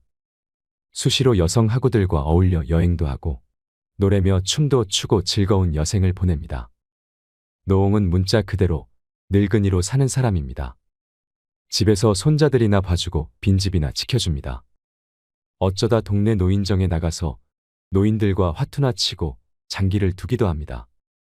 형편만 되면 따로 나와 살아야지 하는 생각이 늘 머릿속에 맴돌지요. 노광은 미친 사람처럼 사는 노인입니다. 함량 미달에 능력은 부족하고 주변의 존경도 못 받는 처지에 감투 욕심은 많아서 온갖 장을 도맡아 합니다. 돈이 생기는 곳이라면 체면 불사하고 파리처럼 달라붙습니다. 권력의 끈앞풀이라도 잡아보려고 늙은 몸을 이끌고 끊임없이 여기저기 기웃거립니다. 노고는 늙어가면서 아내를 잃고 외로운 삶을 보내는 사람입니다. 20대의 아내는 마냥 귀엽기만 합니다. 30대의 아내는 기호식품 같다고 할까요? 40대의 아내는 어느덧 덮서서는 안 될 가재도구가 되어버렸습니다. 50대가 되면 아내는 가보의 자리를 차지합니다. 60대의 아내는 문화재를 넘어서 국보의 위치에 올라 존중을 받게 됩니다. 그런 귀하고도 귀한 보물을 잃었으니 외롭고 쓸쓸할 수밖에요. 노공은 늙어서 수중에 돈 한 푼 없는 사람입니다. 아침 한술 뜨고 나면 집을 나와야 합니다. 갈 곳이라면 공원 광장뿐입니다. 점심은 무료 급식소에서 해결합니다. 석양이 되면 내키지 않는 발걸음을 돌려 집으로 들어갑니다. 며느리 눈치 슬슬 보며 밥술 좀 떠넣고 골방에 들어가 한숨 잡니다. 사는 게 괴롭습니다. 노추는 늙어서 추한 모습으로 사는 사람입니다. 어쩌다 불치의 병을 얻어 다른 사람 도움 없이는 한시도 살 수 없는 못 죽어 생존하는 가련한 노인입니다. 인생은 자기가 스스로 써온 시나리오에 따라 자신이 연출하는 자작극이라 할까요? 나는 여태껏 어떤 각본을 창작해왔을까 생각해보지만 이젠 고쳐 쓸 수가 없습니다. 그러나 이 연출의 핵심은 남은 인생의 후반전을 어떤 자세로 살아가느냐에 있습니다. 바로 노선으로 사는 일입니다. 천상병 시인의 노래처럼 아름다운 이 세상 소풍이라 생각하며 여유롭고 아름답게 살 일일 것입니다. 이상으로 책틀맨이었습니다. 오늘도 끝까지 시청해 주셔서 감사드립니다. 지금 또 재미난 유머 하나 할게요. 두 개 할게요, 두 개. 이 토끼의 집념이라는 유머예요. 이제까지는 강이고 지금은 유머예요. 토끼가 하루는 약국에 딱 들어가고 아저씨 당근 있어요? 딱 그랬어요. 그때 약사가 토끼가 약국에서 당근을 찾으니까 기분이 나쁘단 말이에요. 약국엔 당근 없다 딱 그랬어요. 알았어요. 그리고 갔어요. 다음날 또 토끼가 또 왔어요. 아저씨 당근 있어요? 이놈 새끼 약국이 당근 없다는데 왜 자꾸 찾아오느냐고. 알았어요. 그리고 또 갔어요. 다음날 토끼가 또 왔어요. 아저씨 당근 있어요? 너 한 번만 더 약국에 와서 당근 찾으면 가위로 잘라버린다. 네 귀 딱 그랬어요. 알았어요. 그리고 갔어요. 다음날 토끼가 또 왔어요. 아저씨 가위 있어요? 그러니까 약국에 무슨 가위가 있느냐? 그러니까 이 토끼 하는 말이 아저씨 그럼 당근 있어요? 그러더래요.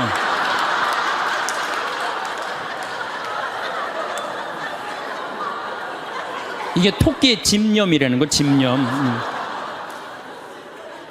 내가 유머를 한두 개는 좀 알아갖고 유머를 하는 건 상당히 여유로운 거예요. 또 하나 재미난 얘기 해드릴게요.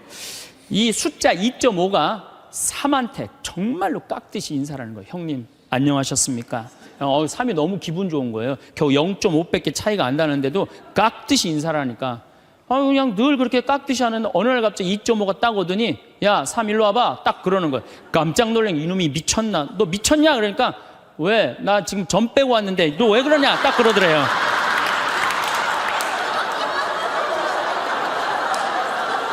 재밌어요?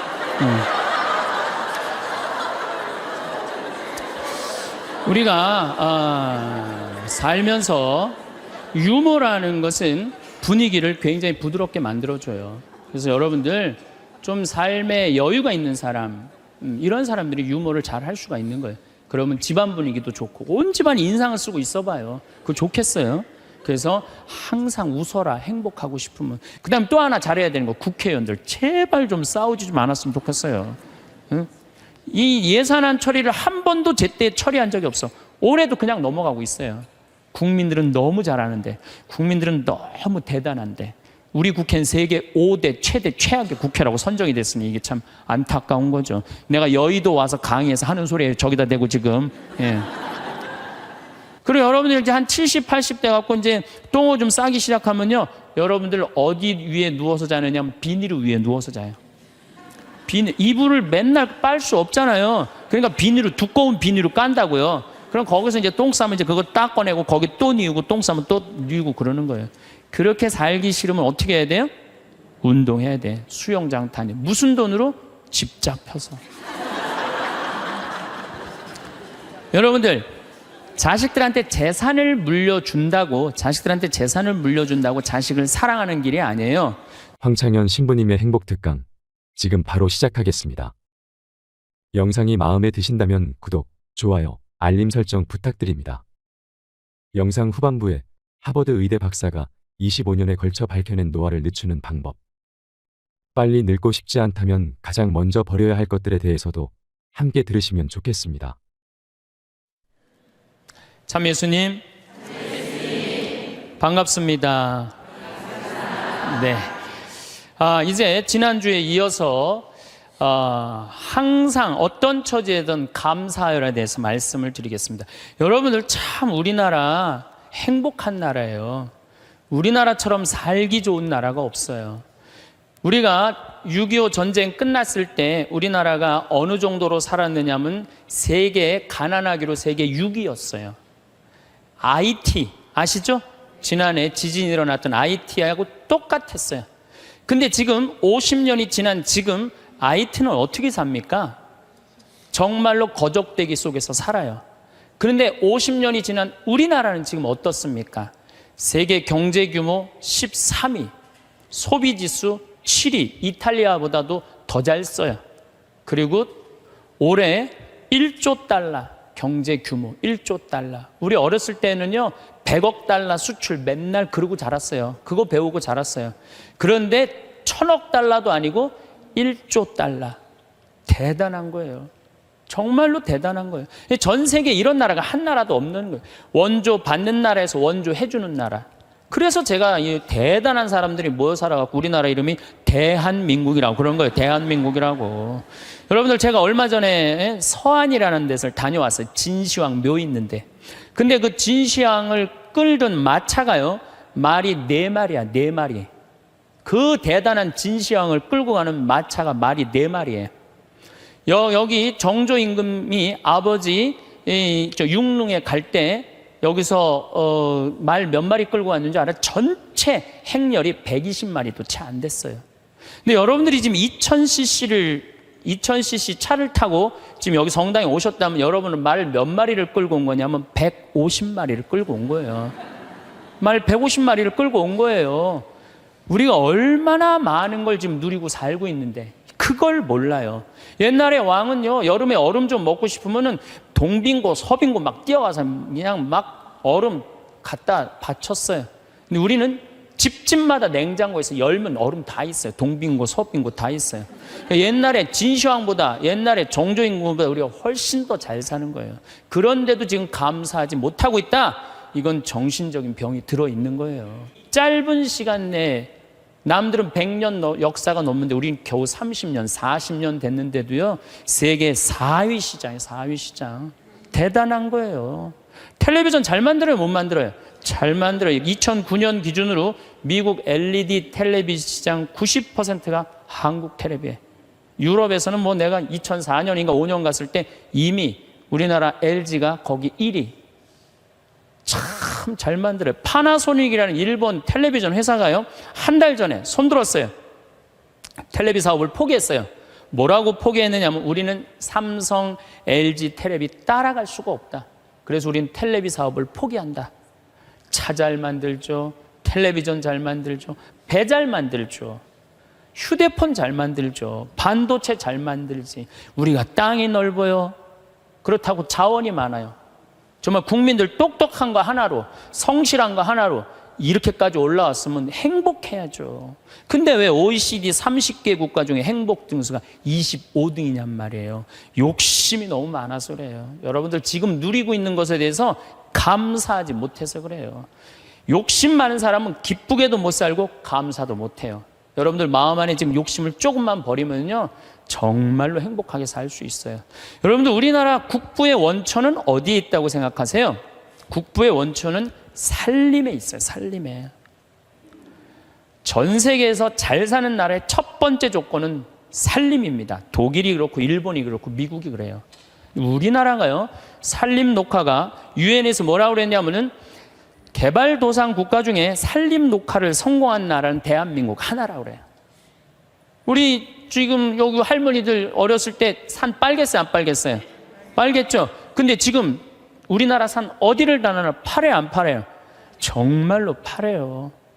이거 돌아간 박정희 대통령, 또 현신규 박사라고 있어요. 여러분들 은사시나무 들어봤죠? 그걸 현사시나무라고 그래요. 현신규 박사 성을 따서 아예 나무 이름을 현씨로 바꾼 거예요. 그만큼 그 나무에 대단한 우리나라 과학자가 있어요. 그 다음에 뭐 옛날에 이 산림청이 원래는 농림부에 있어야 되는데 우리나라는 산림청을 내무부에 넣어버렸어요. 왜 내무부에 넣느냐면 그 갈비 긁어가면은 그 사법권 행사하려고. 세계적으로 그런 예가 하나도 없다는 거예요. 그만큼 산림 녹화의 의지가 강했던 거예요. 지금 60대, 70대 되신 우리 할머니, 할아버지들이 사방공사 다 하고 맨날 가서 식목일에 나무 심고 이래서 이 나라가 이렇게 잘 살게 된 거예요. 우리나라가 언제부터 산림 녹화가 끝나냐면 1980년에 산림 녹화가 끝나요. 그때부터 경제 성장 시작한 거예요. 제대로 된 성장. 이렇게 산이 풍요로운 나라가 없어요. 근데 국민들이 안 행복해. 그 기가 막힌 산을 보고도. 그러니까 우리가 가지고 있는 가치에 대해서 우리 스스로 모르는 거예요. 그 다음에 여러분들 한류 많이 들어봤죠? 깜짝 놀랄 일이에요. 내가 일본에 가서 드라마를 보면요, 정말로 재미없어요. 정말로 재미없어요. 근데 우리나라 드라마 보면요, 정말 재밌어요. 어쩜 그렇게 잘 만들어, 드라마를. 대장금을 내가 케냐 나이로비에 갔는데 거기서 나오더라고요. 중동에서 나오는 거 말할 것도 없고, 중동에서 대장금 할 때는 시청률이 90%라 아예 가게를 열 수가 없대. 사람이 돌아다니지 가게를 열지. 그러니까 사람이 없으니까 가게 사람들도 일찍 들어와서 다 보는 거예요. 그러니까 전 국민이 다 본다는 거예요. 참 대단하지 않아요? 그래서 대한민국이라는 거예요. 문화는요, 선진국이 끌고 가는 거예요. 그렇다면 이미 우리나라는 문화 선진국이 된 거예요. 그런데 왜 자살률이 세계 1위야? 15,430명이 2009년에 죽었어요. 1시간에 2명씩 뛰어내서 죽는 거예요. 이게 국민들이요, 돈도 많이 생겼고 문화도 높은데요, 정신적인 수준이 행복감, 만족감이 떨어지는 거예요. 이제 만족하고 살아야 되거든요. 근데 우리는 아직도 무슨 병이 들어있어? 1등병이 들어있는 거야. 아직도 1등병이 들어있는 거야. 아니, 나는 전교 1등은 들어봐도 전국 1등하라고 아들 때리는 건 난 그게 이해가 안 가는 거예요. 전교 1등이라는 것도 꿈도 못 꾸는데 전국 1등을 안 한다고 아들을 야구방망이로 때리고 골프채로 때리고, 이게 우리의 불행이에요. 여러분들 1등 한다고 행복해요? 출세한다고 행복해요? 여러분들 요즘 텔레비전 보면요, 다 감옥 가는 사람들이요, 출세하고 돈 많고 1등 하는 사람 다 감옥 가요. 그렇지 않아요? 여러분들은 감옥 가고 싶어도 보내주지도 않아요. 여러분 감옥 가고 싶어 보내주지도 않아. 출세한 사람들이 고통을 겪는 거예요. 제일 행복한 사람은요, 1 더하기는 2다. 하루하루를 성실하게 사는 사람은 나쁜 짓 안 하고 도둑질 안 하고 사기 안 치고 그리고 성실하게 사는 사람이 매일 일 끝나고 성당에 와서 평일 미사하고 저녁에 갖고 성서 읽고 그리고 주무시는 분들이 제일 행복한 분들이에요. 5,000년 역사상 지금처럼 대한민국이 국부가 정말로 탄탄한 적은 없었어요. 요즘 제가 너무너무 대한민국에 대해서 전 자랑스러워요. 강의 외국을 나가면서 또 여기저기 여행 다니면서 환경 문제 때문에 좀 다니면서 내 나라가 너무너무 나는 우리 수원교구에 그 수원교구 대리구장 신부님이라고 있어요. 최재용 신부님이 정말 기가 막힌 말씀을 하시더라고요. 어떤 말씀을 하시냐면은, 우리 이제 신부들이 이제 서품식 때 신부들이 한 30명 나오니까 서품 시간이 2시간, 3시간 길어지니까 신부들이 짜증을 부리니까 신부님이 이런 말씀을 하시더라고요. 나는 말이야, 이 고속도로에 차가 막혀 있으면 가슴이 너무 터질 듯한 기쁘대요. 터질 듯하게. 무슨 소리냐 그랬더니, 자기 어렸을 땐 차 구경하기 하루에 한 대도 구경 못했다는 거예요. 한 대도 구경 못했는데 지금은 그 차가 너무 많아갖고 이게 그냥 꽉 차 있으면요, 내 나라가 이렇게 잘 살게 됐구나, 터질 듯 하다는 거예요. 그러면서 신부님 말씀이, 서품식 옛날에 신부 하나 둘 나오는데 지금 30명씩 나오는데 그 줄 서서 가는 거 보면 가슴이 터질 듯 하다는 거예요. 그 터질 듯한 거랑 우리나라 자동차 터질 듯한 거랑 똑같다는 거예요. 그 말씀 들어보니까요, 정말로 맞는 말씀이에요. 이렇게 정말로 행복한 나라에서 국민들이 왜 감사하지 못하느냐고요. 하나 아쉬운 게 있다면은, 우리나라가 다 잘 나가요. 근데 제가 환경운동하는 신부로서 제일 걱정되는 건 뭐냐면 식량이에요, 식량. FTA가 어떻게 되는지 난 잘 모르겠어요. 그렇지만은 역사적으로 대왕 칭호를 듣는 사람들은요, 국민들 배 안 굶겨요. 식량 자급률 높여요. 세종대왕이 그랬어요.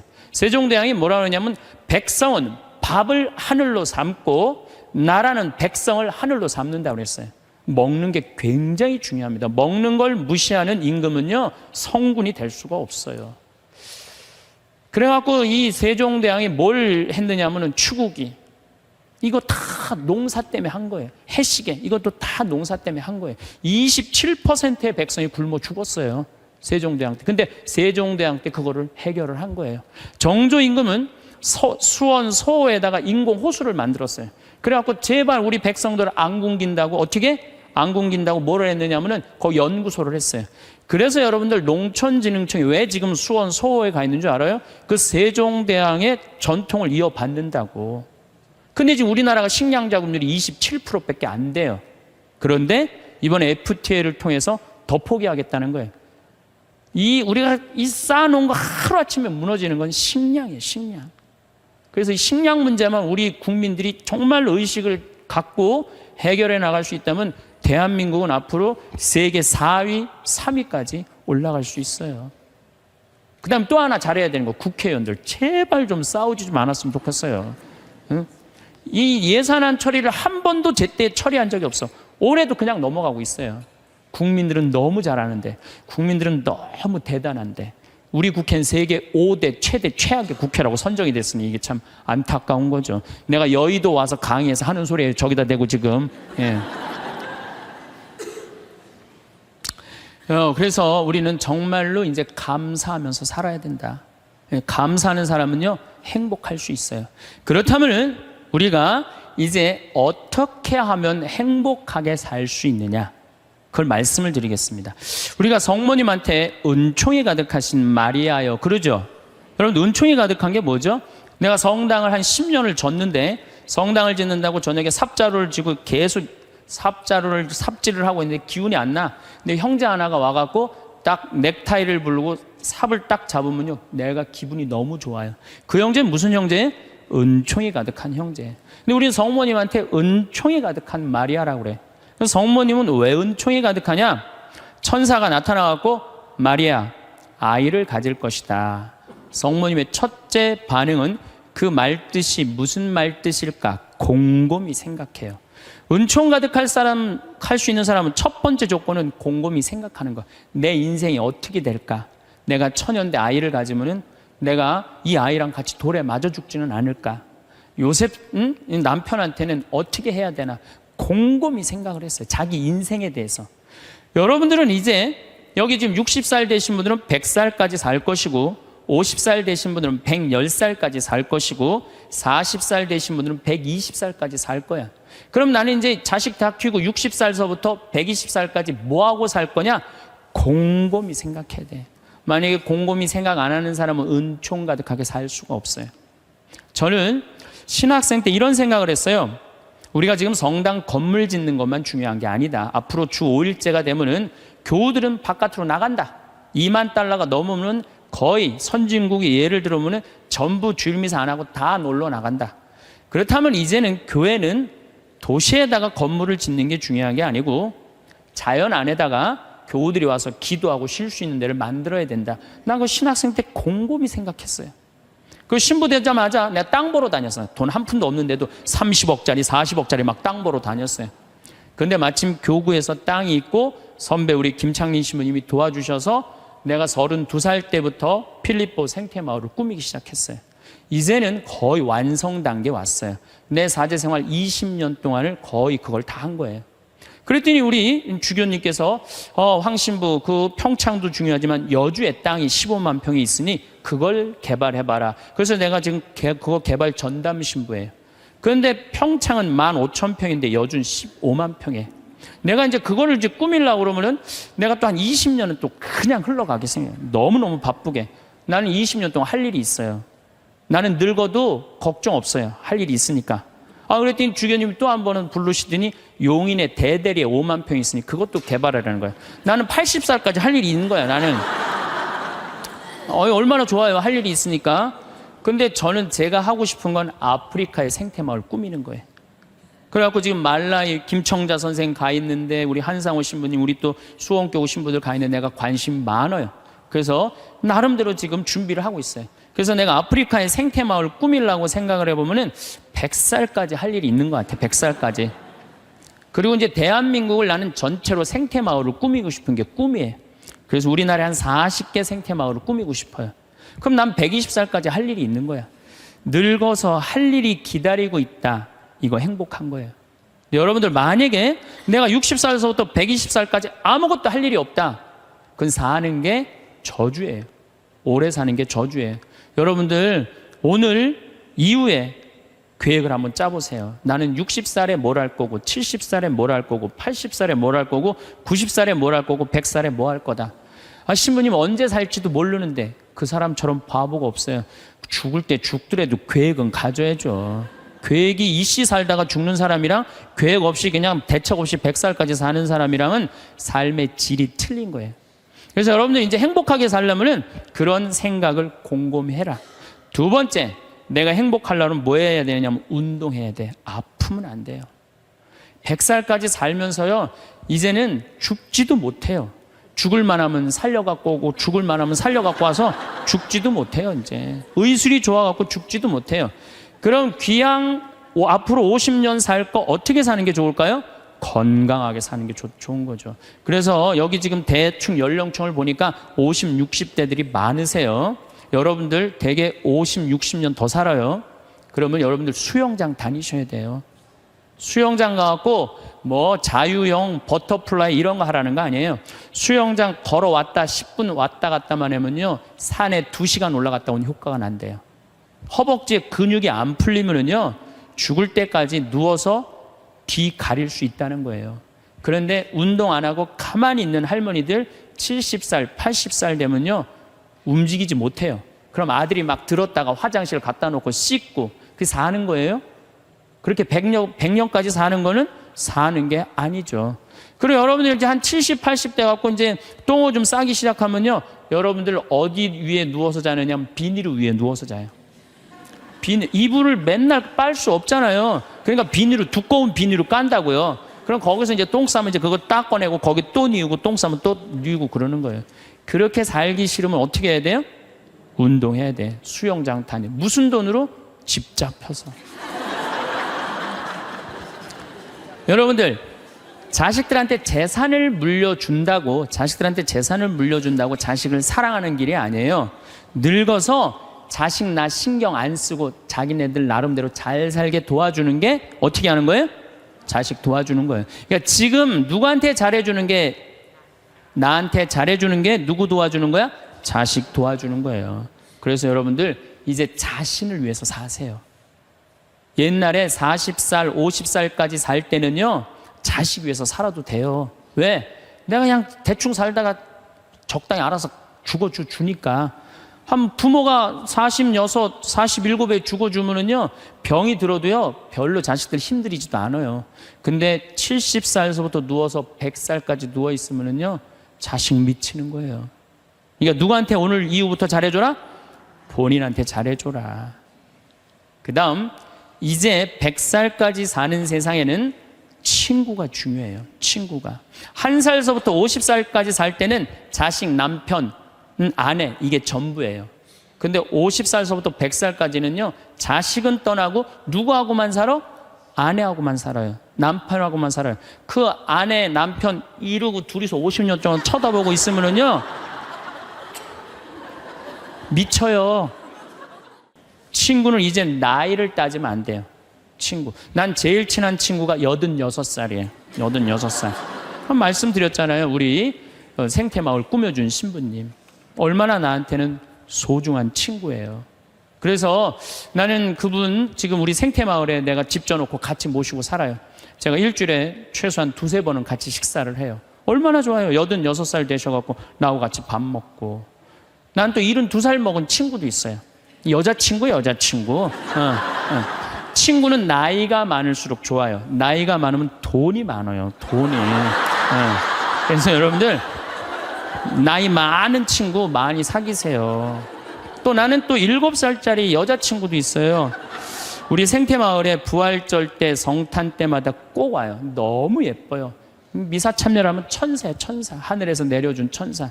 그래서 작년에는 너무 예뻐서 내가 30만 원짜리 드레스를 강의 나올 때 사서 입혔어요. 너무 예쁘더라고요. 나이를 먹으면요, 입은 다물고요, 주머니는 열으라고 그랬어요. 나도 이제 주머니를 열 나이가 된 거예요. 친구를 사귀는데 돈을 아끼지 마세요. 친구를 사귀는데 아낌없이. 돈보다 더 소중한 건 친구예요. 제가 어제 상지대학에 교수님들한테 강의를 갔는데 교수님 한 분이 강의 끝나고 오셨어요. 신부님, 나머지는 다 신부님 하는 대로 내가 잘 사는데 친구가 없네요. 내가 은퇴를 했는데 너무 혼자 있는 게 힘들다는 거예요. 여러분들, 부부싸움을 했어. 내가 정말 이 집에서 정말로 더럽고 치사해서 내가 못 산다. 자매님들, 저녁 10시에 보따리 싸들고 나왔어. 딱 나왔을 때 친구한테 전화해갖고, 친구야, 나 지금 보따리 싸갖고 나왔거든. 나 좀 재워줘라 라고 전화할 수 있는 친구 3명 있느냐? 있으세요?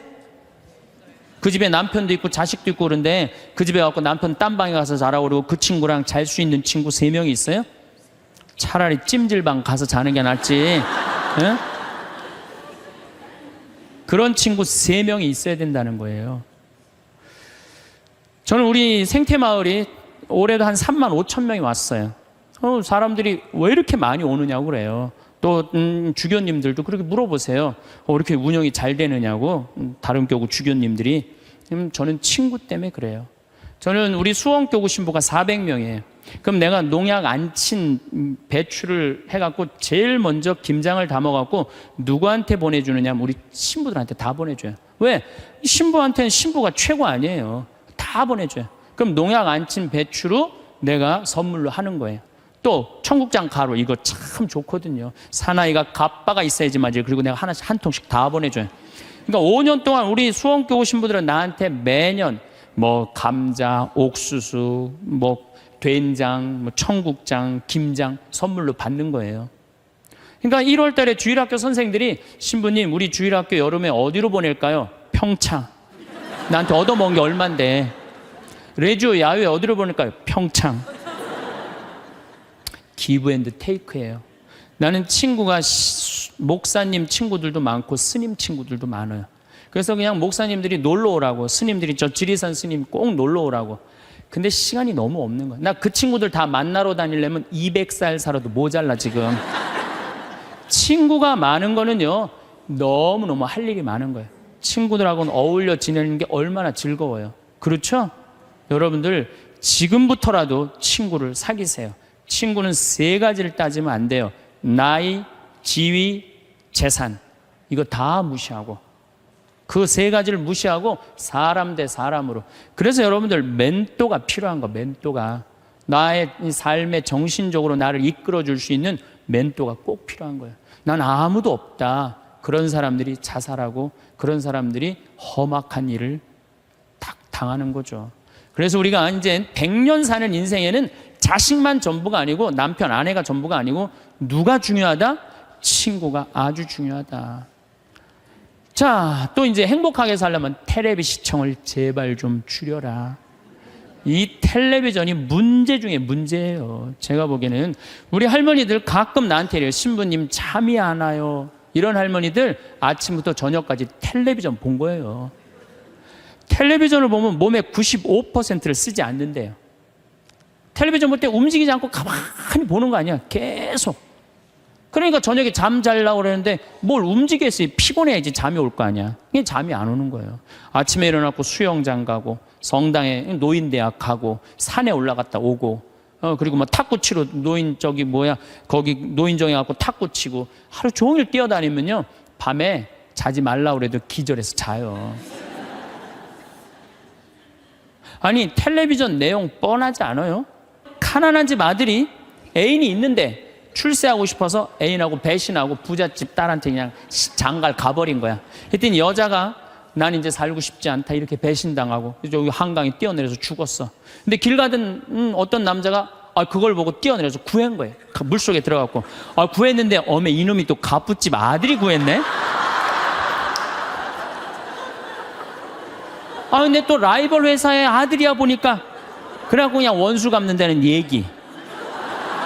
이번엔 또 내인 줄 알고 열심히 키웠는데 어메 이거 알고 보니 바뀌었네 이게 애가. 아니 이런 걸 뭘 맨날 보세요. 뭘 맨날 보세요. 여러분들 제가 지난 시간에도 말씀드렸지만 인간이요 80년 사는 동안 잠자는데 26년을 쓴대요. 그리고 일하는데 21년을 쓴대요. 텔레비전 보는데 10년을 쓴다는 거예요. 10년을.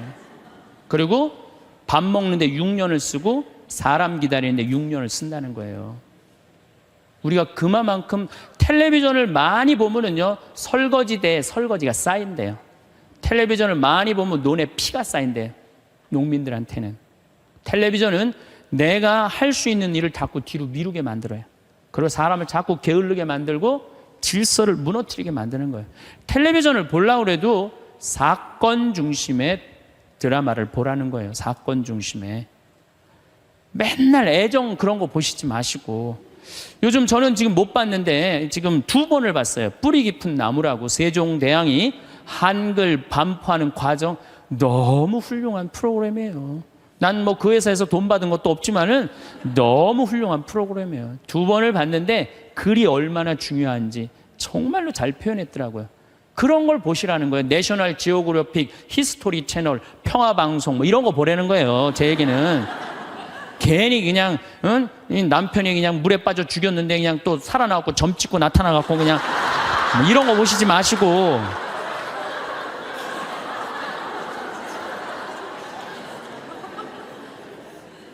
그래서 우리가 텔레비전이 굉장히 유익한 거예요. 근데 그걸 활용할 줄 몰라요. 아침부터 무작정 보는 거예요. 무작정. 네. 그래서 텔레비전을 많이 보면 치매에 걸릴 확률이 굉장히 높다는 거예요. 움직이지 않으니까. 그래서 여러분들 저한테 많은 분들이 신부님 그렇게 바쁜데 언제 책을 3권이나 쓰시느냐고. 텔레비전만 안 보면 돼요. 텔레비전을 안 보고 4시간 하루에 투자하면은요 1년만 책상에 앉아있으면 책 한 권 나와요. 그 시간 텔레비전 보는 시간인데 그것만 안 보면 책이 한 권 나오는 거예요.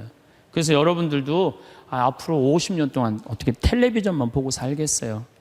그래서 이제 100년 사는 인생에 행복하고 싶으면 공부해야 돼. 공부하셔야 돼. 이제는 초등학교 6년 중등고등학교 6년 배워갖고요 60살까지 울고 먹는 거예요. 최대한 봐준다고 해도 60살까지 울고 먹는 거예요. 그럼 60살에서부터 100살까지 살려면 뭐 해야 돼요? 당연히 공부해야 돼요. 제가 우리 교장 선생님들한테 강의 가고 또 교과부 장학사 선생님들한테 강의할 때 그런 얘기예요. 초등학교 절대 폐교하지 말라고. 초등학교 애들은 310만 명이지만 60세 이상은 거의 600만 명이에요. 그러니까 초등학교 1학년서 1반부터 3반까지는 8살 다니게 하고 60살에서부터 65살까지 가방 들고 학교 가게 하는 거예요. 의무적으로 누구나 다. 그래갖고 4반부터 6반까지는 60살 2학년 9살부터 1반부터 3반은 2학년 61는 4반부터 6반까지는 61 그래갖고 가방 들고 학교 가게 하는 거야. 그리고 1반 애들 3반 애들 4반 애들 애들이라니 1반 아이들 4반 늙은 아이들 학교 다니는 아이들 자매 결혼 시켜주는 거예요. 학교 갈 때 데리고 가고 수업 끝나면 집에 갖다 주고. 폭력이 어디 있어요? 폭력이. 그런 거 없어요. 그래서 제 지론은 60살부터 65살까지 학교 다니면서 재산 관리하는 방법, 자녀들과 좋은 인간관계 유지하는 방법, 건강 관리하는 방법, 그리고 여러 가지 배우는 거, 뭐 논어도 배워도 되고 얼마나 배울 게 많아요. 그 학교 졸업한 학생에 한해서 100살까지 살 자격증을 줘라. 산다고 사는 게 아니다. 그러니까 여러분들 이제 100년을 행복하게 살려면 어떻게 하셔야 돼요? 공부하셔야 돼요. 내 사는 맛 사는 멋 저런 거 꼭 사서 읽어보라는 거예요. 꼭 책을 많이 사서 읽어보라는 거예요. 자, 그러고 난 다음에 행복하려면 어떻게 해야 되느냐? 웃어라. 웃으면 여러분들 행복해요. 마를린 먼로가 뭐라고 그러냐면은 유머가 없는 남자를 상대하는 거는 날감자를 먹는 거와 같다 그래요. 그러니까 여러분들 만약에 남편이 30년 동안 생전 웃긴 소리 한 번도 안 했어. 그럼 여러분들은 30년 동안 날감자만 먹고 산 거예요. 날감자만. 아니 근데 60까지는 괜찮아. 60까지는. 근데 100살까지 생전 웃긴 얘기 안 해. 그럼 거의 100년 동안 날감자만 먹고 산 거예요. 그 사람 행복하겠어요? 안 행복하겠어요? 안 행복해요. 아인슈타인이요. 여러분들 언젠가 한번 봤을 거예요. 혀를 확 내물고 눈을 크게 뜨는 사진 보셨죠? 아인슈타인이 뭐라 그래요? 나의 천재성은 어디에서부터 시작된다? 유머에서부터 시작된다. 유머에서부터. 이탈리아 사람은 하루에 19분을 웃는데요. 독일 사람은 7분을 웃고 한국 사람은 하루에 1분 웃는다는 거예요. 1분 웃는. 그러니까 한국 사람들이 그래서 행복 지수가 떨어지는 거예요. 안 웃어서 행복 지수가 떨어지는 거예요. 여러분들 웃는 게 얼마나 좋으냐면요. 이 웃는 여자들을 보면은요, 이뻐요. 웃는 여자들을 보면 예뻐. 왜 이쁜 줄 아세요? 막 웃으면 장운동이 막 돼. 장운동이 되면 막 소화도 잘 되고 피부가 예뻐. 그럼 피부가 예쁘면 사람들이 예쁘다 그러면 또 웃어 막 웃어. 그럼 또 장운동이 또 돼. 장운동이 되면 또 40이 됐는데 얼굴이 예쁘다 그러면 또 막 웃어. 그럼 또 장운동이 돼. 계속 그 사람 이쁜 거예요. 계속. 그러니까 이쁜 여자는 이쁠 수밖에 없어요. 왜? 웃어서. 그런데 안 웃는 여자는요, 딱 안 웃어. 그럼 사람들이 말도 안 걸어. 맨날 인상 써. 그러니까 장 운동이 안 돼. 소화가 안 되는 거야. 소화가 안 되니까 또 인상을 써. 그러니까 주위에서 인상 쓰니까 피해. 그러니까 피하니까 저거 왜 날 또 피해야지. 그리고 또 인상을 써. 그래서 장 운동이 또 안 돼. 장 운동이 안 되니까 또 인상을 쓰고, 그러니까 계속 인상을 쓰는 거야. 그럼 50살쯤 되면 안 웃은 사람은요, 얼굴에 굵은 주름만 있는 거야. 굵은 주름만. 그래갖고 그냥 얼굴을 보면은요, 이마에 막 칼자국 쫙 나 있고 막 이런데 칼자국 나 있는 거야 그냥. 그러니까 안 웃는 사람은요, 결국은 웃는 사람이 나타나면 주위에 1m 사람들이 확 모여요. 근데 안 웃는 사람이 딱 나타나면 갑자기 5m 뒤로 사람이 다 물러나요. 그 사람 주위로. 그러니까 나는 매력적인 사람이 되고 싶다. 그럼 웃으면 돼요. 여러분들, 사람은 520개의 근육이 있는데 마라톤을 할 땐 15개가 움직이는데 웃을 땐 230개가 움직인대요. 그러니까 그렇게 좋은 거예요. 여러분들 웃을 때요, 웃는 여자들, 웃는 남자들은 목 디스크도 안 걸려요. 왜 안 걸리는 줄 아세요? 웃으면서 계속 이러는데 목 디스크가 걸리겠어요? 어떤 사람들이 목 디스크 그냥 이러고 인상 쓰고 있는 사람, 이런 사람이 목 디스크 걸리는 거예요. 네. 웃는 게 정말로 중요한 거예요. 그래서 좀 유머를 좀 해라. 내가 전 시간에 유머 그거 하나 했죠. 예, 재미난 거 하나 했죠. 기억 안 나세요? 지금 또 재미난 유머 하나 할게요. 2개 할게요. 2개. 이 토끼의 집념이라는 유머예요. 이제까지는 강의고 지금은 유머예요. 토끼가 하루는 약국에 딱 들러가고, 아저씨 당근 있어요? 딱 그랬어요. 그때 약사가 토끼가 약국에서 당근을 찾으니까 기분이 나쁘단 말이에요. 약국엔 당근 없다 딱 그랬어요. 알았어요. 그리고 갔어요. 다음날 또 토끼가 또 왔어요. 아저씨 당근 있어요? 이놈 새끼 약국이 당근 없다는데 왜 자꾸 찾아오느냐고. 알았어요. 그리고 또 갔어요. 다음날 토끼가 또 왔어요. 아저씨 당근 있어요? 너 한 번만 더 약국에 와서 당근 찾으면 가위로 잘라버린다. 네 귀 딱 그랬어요. 알았어요. 그리고 갔어요. 다음날 토끼가 또 왔어요. 아저씨 가위 있어요? 그러니까 약국에 무슨 가위가 있느냐? 그러니까 이 토끼 하는 말이, 아저씨 그럼 당근 있어요? 그러더래요.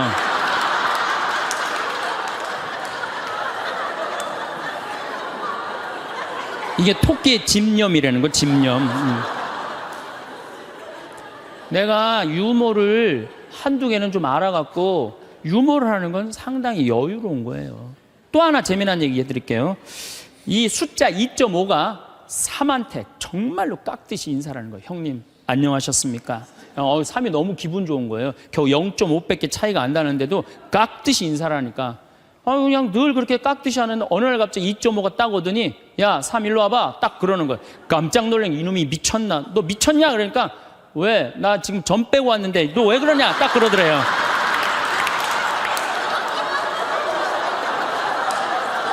아, 재밌어요?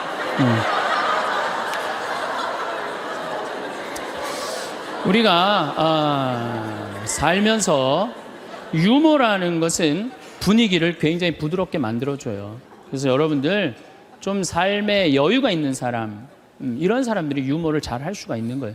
그러면 집안 분위기도 좋고 온 집안이 인상을 쓰고 있어봐요. 그거 좋겠어요. 그래서 항상 웃어라. 행복하고 싶으면. 그리고 귀양 100년 사는 거 웃으면서 살면 좋지 않겠어요? 네. 웃는 사람. 그래서 일소라고 그러는 거예요. 한 번 화내면 한 번 늙고, 한 번 웃으면 한 번 젊어진다. 그게 장운동 때문에 그런 거예요. 장운동 때문에. 그래서 여러분들 행복하게 살고 싶으면 어떻게 하시면 돼요? 웃으시면 돼요. 자, 맨 마지막으로 제 모든 강의의 결론입니다. 자기한테 잘해줘라. 우리는 너무 자기 자신한테 함부로 대한다. 작년 2월 달에 우리 생태마을에 대장암이 걸린 교회 다니는 자매가 하나 왔어요. 우리가 그때 암 환자들이 한 10명 있었는데 마리아, 테레사, 루시아 그러니까 하루 나한테 오더니, 신부님 나도 본명 하나만 달라는 거, 세례명 하나만. 그 이제 그렇게 부르니까 좀 세례명이 부러웠나 봐요. 돈 드는 것도 아니니까 요한나 이거 가지라고 줬어요 내가. 공짜인데 요한나가 됐어. 이 자매가 요한나가 됐는데, 우리 생태마을에 작년에 암 환자가 한 10분 정도 있었는데 정말로 서로 마음이 맞는 거예요. 같은 병이 걸려 있으니까 서로 위로가 되고 정말 형제같이. 매일 이 곤드레 밥 먹으러 다니고, 꽁만두 먹으러 다니고, 막국수 먹으러 다니고, 산채 비빔밥 먹으러 다니고, 회 먹으러 다니고, 또 북한에서 또 그 조개, 그 아주 좋은 거 그것도 수입해다가 그것도 우리끼리 또 해서 먹고. 작년에는 정말로 즐겁게 살았어요. 그런데 이 자매가 3월 말이 됐는데 뼈까지 다 전이가 된 거예요. 근데 암 환자가 뼈까지 전이가 되면 누워서 못 자요. 아파서. 앉아서 잔 거지. 다음날 성당 마당에서 날 만났어요. 날 또 꼭 끌어안더니 신부님 나 아무래도 죽을 것 같아요. 그런데 내가 여기 와갖고 3개월 동안 살면서 사는 게 이렇게 즐거운 건지 처음 알았대요. 아니 3,000원짜리 곤드레 밥을 먹으러 가도 이렇게 맛있고 즐거운 건 처음이래. 이렇게 같은 마음 통하는 우리 환자들이랑 환우들이랑 같이 먹어서 너무너무 행복했다는 거예요. 그런데 내 인생 48년을 돌아보면 행복했던 순간이 한 번도 없다는 거예요. 자기는 딸한테 하나도 안 미안하대요. 딸 자기가 빌딩 청소하고 대학까지 졸업시켰다는 거예요. 남편한테도 하나도 안 미안하대. 자기 3개월 동안 와 있는 동안 한 번도 안 와봤다는 거예요. 근데 누구한테 미안하냐면 자기 자신한테 너무너무 미안하다는 거예요. 그리고 내 어깨에 눈물을 뚝뚝 흘리고 이 자매는 일주일 만에 세상을 떠났어요. 자, 여러분들은 여기 지금 50, 60까지 사신 여러분들 열심히 살지 않으셨어요? 지금까지? 그렇지 않아요? 그리고 또 이 우중충한 날 강의 듣겠다고 여기 오신 여러분들은 무조건 열심히 사신 분들이에요. 그럼 여러분들은 지금 누구한테 제일 잘해줘야 되느냐면은 본인한테 제일 잘해줘야 돼요. 나는 본당 신부 10년 할 동안 교우들이 정말로 잘해줬어요. 뭐 애 생기면 애 생겼다고 밥 사주고, 애 낳으면 애 낳았다고 밥 사주고, 뭐 그냥 정말로 그냥 건수가 얼마나 많은지 몰라요. 근데 내가 강원도 평창에 농사지로 딱 들어갔는데 사람이 아무도 없는 거예요. 나 밥 사주는 사람이 아무도 없는 거예요. 그리고 그냥 밤에 나오면 얼마나 깜깜한지 내 다리가 안 보여요. 다리가 보여야지 어딜 돌아다니까. 몸만 보여, 몸만. 강시 떠도 둥둥둥둥 떠다니는, 강시 떠다니는 것처럼. 밥 사주는 사람도 없고 갈비 먹고 싶은데. 근데 난 갈비 먹고 싶으면 뭐라 그러냐면은, 창현아 갈비 먹고 싶냐? 가자, 내가 사줄게. 난 나한테 내가 사줘요. 내가 또 회 먹고 싶으면은, 창현아 회 먹고 싶냐? 가자, 내가 사줄게. 난 나한테 내가 사줘요. 나는 나한테 내가 사주니까 남한테 원망 안 해요. 왜? 내가 즐겁게 먹으니까. 근데 여기는 우리 많은 자매님들 자기 돈으로 사 먹을 생각은 안 하고 아들이 사줄래나 남편이 사줄래나 1년 전에도 안 사주더니 또 안 사주네 이러고 그냥 맨날 청승을 떨면은요, 알아주는 사람 아무도 없다고. 그리고 여러분들 100년 동안 살 동안 여러분들 행복을 이웃이 챙겨줄 수 있을까요? 남편이 100년 동안 챙겨줄 수 있어요? 자식이 100년 동안 챙겨줄 수 있어요? 행복은 누가 챙기는 거냐면 내가 챙기는 거예요. 내가 나한테 행복할 수 있도록 해줘야 돼요. 근데 그냥 자기한테는 잘해줄 생각을 안 하고 남이 나한테 안 해줄까 이것만 계속 바라고 있으면 그런 여자들이 복장 터지는 여자들이에요. 그런 여자들이. 이제는 행복의 주인공은 누구다? 나다. 옷도 좀 사 입으세요. 옷도. 자기가 무슨 군인이야. 철모 쓰고 그냥 1년 내내 딱 그냥 바뀌지 않는 옷 입고 돌아다니면요, 집에서 왔다 갔다 하면요, 이 전부 다 심란해요. 저는 지난 여름에 40일 동안 미국 LA 쪽에 순회 강연 가기 전에 서울 모본당에 강의를 갔는데 강사를 많이 줬어요. 마침 또 그냥 양복이 좀 안 맞아요. 살이 좀 쭉 한 10kg가 빠져갖고. 그래갖고 양복을 좀 사 입어야 되겠다. 그래서 문정 아울렛에 가갖고 내가 양복 사 입고 갔어요. 참 우리나라 옷도 잘 만들어요. 내가 50만 원어치를 옷을 샀는데 양복 2벌, 바지 2개, 50만 원인데 그렇게 사 입고 갔어요. 그럼 미국 이제 강의를 갔더니 교우들이 그러는 거예요. 어우, 신부님 양복 너무너무 멋있다는 거, 메이커냐는 거예요. 아니라고, 나 이거 내 돈으로 내가 아울렛 가서 내가 사 입고 왔다고. 내가 사 입어야죠. 옷도 마음에 드는 거예요. 여러분들도 10만 원짜리 들었다가 너무 비싸다 그러고 만 원짜리 줍지 마세요.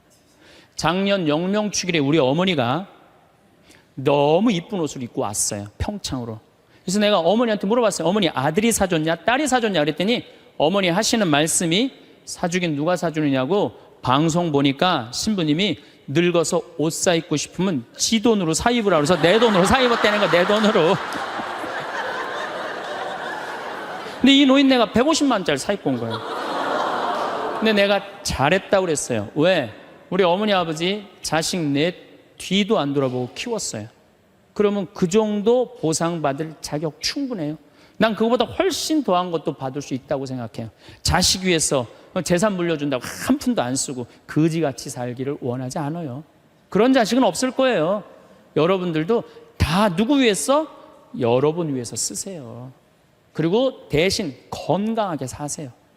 여행도 다니세요. 우리 어머니 77, 아버지 79때 내가 그랬어요. 어머니 아들이 신부인데 예루살렘은 갔다 와야 되지 않느냐. 아버지 아들이 신부인데 베드로 성전은 갔다 와봐야 되지 않느냐. 같이 갔다 오자. 그랬더니 어머니가 우리 외삼촌이 아주 부자였는데 미국에 작은 외삼촌 만나러 갔다가 거기서 돌아가셨어요.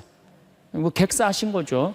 그랬더니 어머니 하시는 말씀, 우리 집은 멀리 가면 객사는 전력이 있어서 안 간다는 거예요. 그래서 내가 그랬어요. 자식들이 티켓 다 끊어놨으니까 갈래면 가고 말래면 말아라. 예. 그랬더니 어머니 아버지가 2달 전에 이제 가보니까 손잡고 산에 올라갔다 내려갔다 하더라고요. 길에서 안 죽으려고 체력 보강한다고. 한 달 전에 가보니까 옷 다 사 입고 준비 끝났어. 성지순례를 갔는데 6시에 나오는데 5시 반에 나오는 거예요. 12일 동안 한 군데도 안 빼고 다 다니시는 거예요. 밥 먹으면서 내 손으로 안 하니까 밥도 너무 맛있다고 그냥 먹는 거예요. 그리고 토요일 날 저녁에 한국에 들어왔어요. 저녁 가족끼리 식사를 하고 저녁에 이제 헤어지고 다음 날 아침에 성지순례 간 사람들 전화를 하는데 다 비몽사몽이야. 집에 전화했는데 전화를 안 받는 거예요. 핸드폰도 안 받으시고. 난 두 분이 너무 힘들어서 돌아가셨는 줄 알았어요. 근데 2시에 통화가 됐어요. 아버지 왜 전화를 안 받느냐고. 그러니까 아버지가 자식들 전부 다 약수물 떠다 대주시거든요. 이제 10일 동안 집을 비웠으니까 그 성지순례 끝나고 아침에 일어나고 약수도로 간 거예요. 어머니는 어디 가니까 파마로 간 거예요. 파마로. 나이 80대도 여행 다니는데 아무 문제 없어요. 여러분들 집 잡혀서 다니세요. 네. 제가 저 언젠가 행복 강의 때도 말씀드렸지만 요한 바울 2세 교황님이 돌아가시면서 뭐라고 그랬냐면은 나는 행복합니다. 여러분들도 행복하십시오. 그리고 돌아가셨어요. 이분이 1920년에 태어나셔서 2005년에 돌아가셨어요. 근데 이분이 안 행복할 게 뭐 있어요? 얼굴 잘생겼지, 키 크지, 노래 잘하지, 언어는 11개 언어를 자유자재로 했어요. 그리고 오상 받으신 비오 신부님이 뭐라고 그랬냐면 저분은 교황 될 분이라고. 신부 되자마자 주교되고, 주교되자마자 추기경 되고, 추기경 되자마자 교황 됐어요. 1981년에 교황이 돼서 2005년까지 24년 동안 교황 자리에 있었어요. 근데 이분 그렇게 청승 떨면서 안 살았어요. 하고 싶은 대로 하고 살았어요. 얼마나 하고 싶은 대로 하고 살았느냐면은 시성식을 2000년 동안 교황청에서만 했거든요. 근데 이분은 뭐라고 그랬냐면 나는 나가서 한다. 누가 교황청에서 하라고 누가 정해놨느냐? 그래갖고 84년에 한국에 오셔서 시성식 하신 거예요. 파격적이시죠. 갈릴레오 갈릴레이 둥그렇다니까 그냥 옛날에 교황들이 평평한지 이놈은 뭐가 둥그러냐. 그러니까 이번 교황님이 요한 바울 2세 교황님이 500년 만에 미안하다. 너 감옥에 가두고 탑에 가둬서 사과했어요.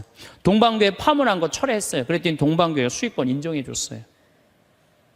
그리고 102회에 걸쳐서 136개 나라를 순방한 거예요. 거의 24년 동안 교황청이 있은 적이 없어요. 전 세계 돌아다니냐고. 그래서 그분을 평화의 사도라고 그러는 거예요. 하고 싶은 대로 다 하고 돌아가시면서 나는 행복합니다. 여러분들도 행복하십시오. 그리고 돌아가셨단 말이에요. 여러분들도 이제 그만 자식 위해서 희생하세요. 집 잡혀갖고 먹고 싶은 거, 입고 싶은 거, 여행 다니고 싶은 거 다 다니세요. 다 다니고 한 90살 때 이제 죽을 때쯤 통장에 500만 원 딱 남겨놓고 자식들 불러요. 부르고 이렇게 말하세요. 나는 행복했다. 하고 싶은 대로 다 해서. 니네들도 행복해라. 그리고 돌아가셔야 돼요.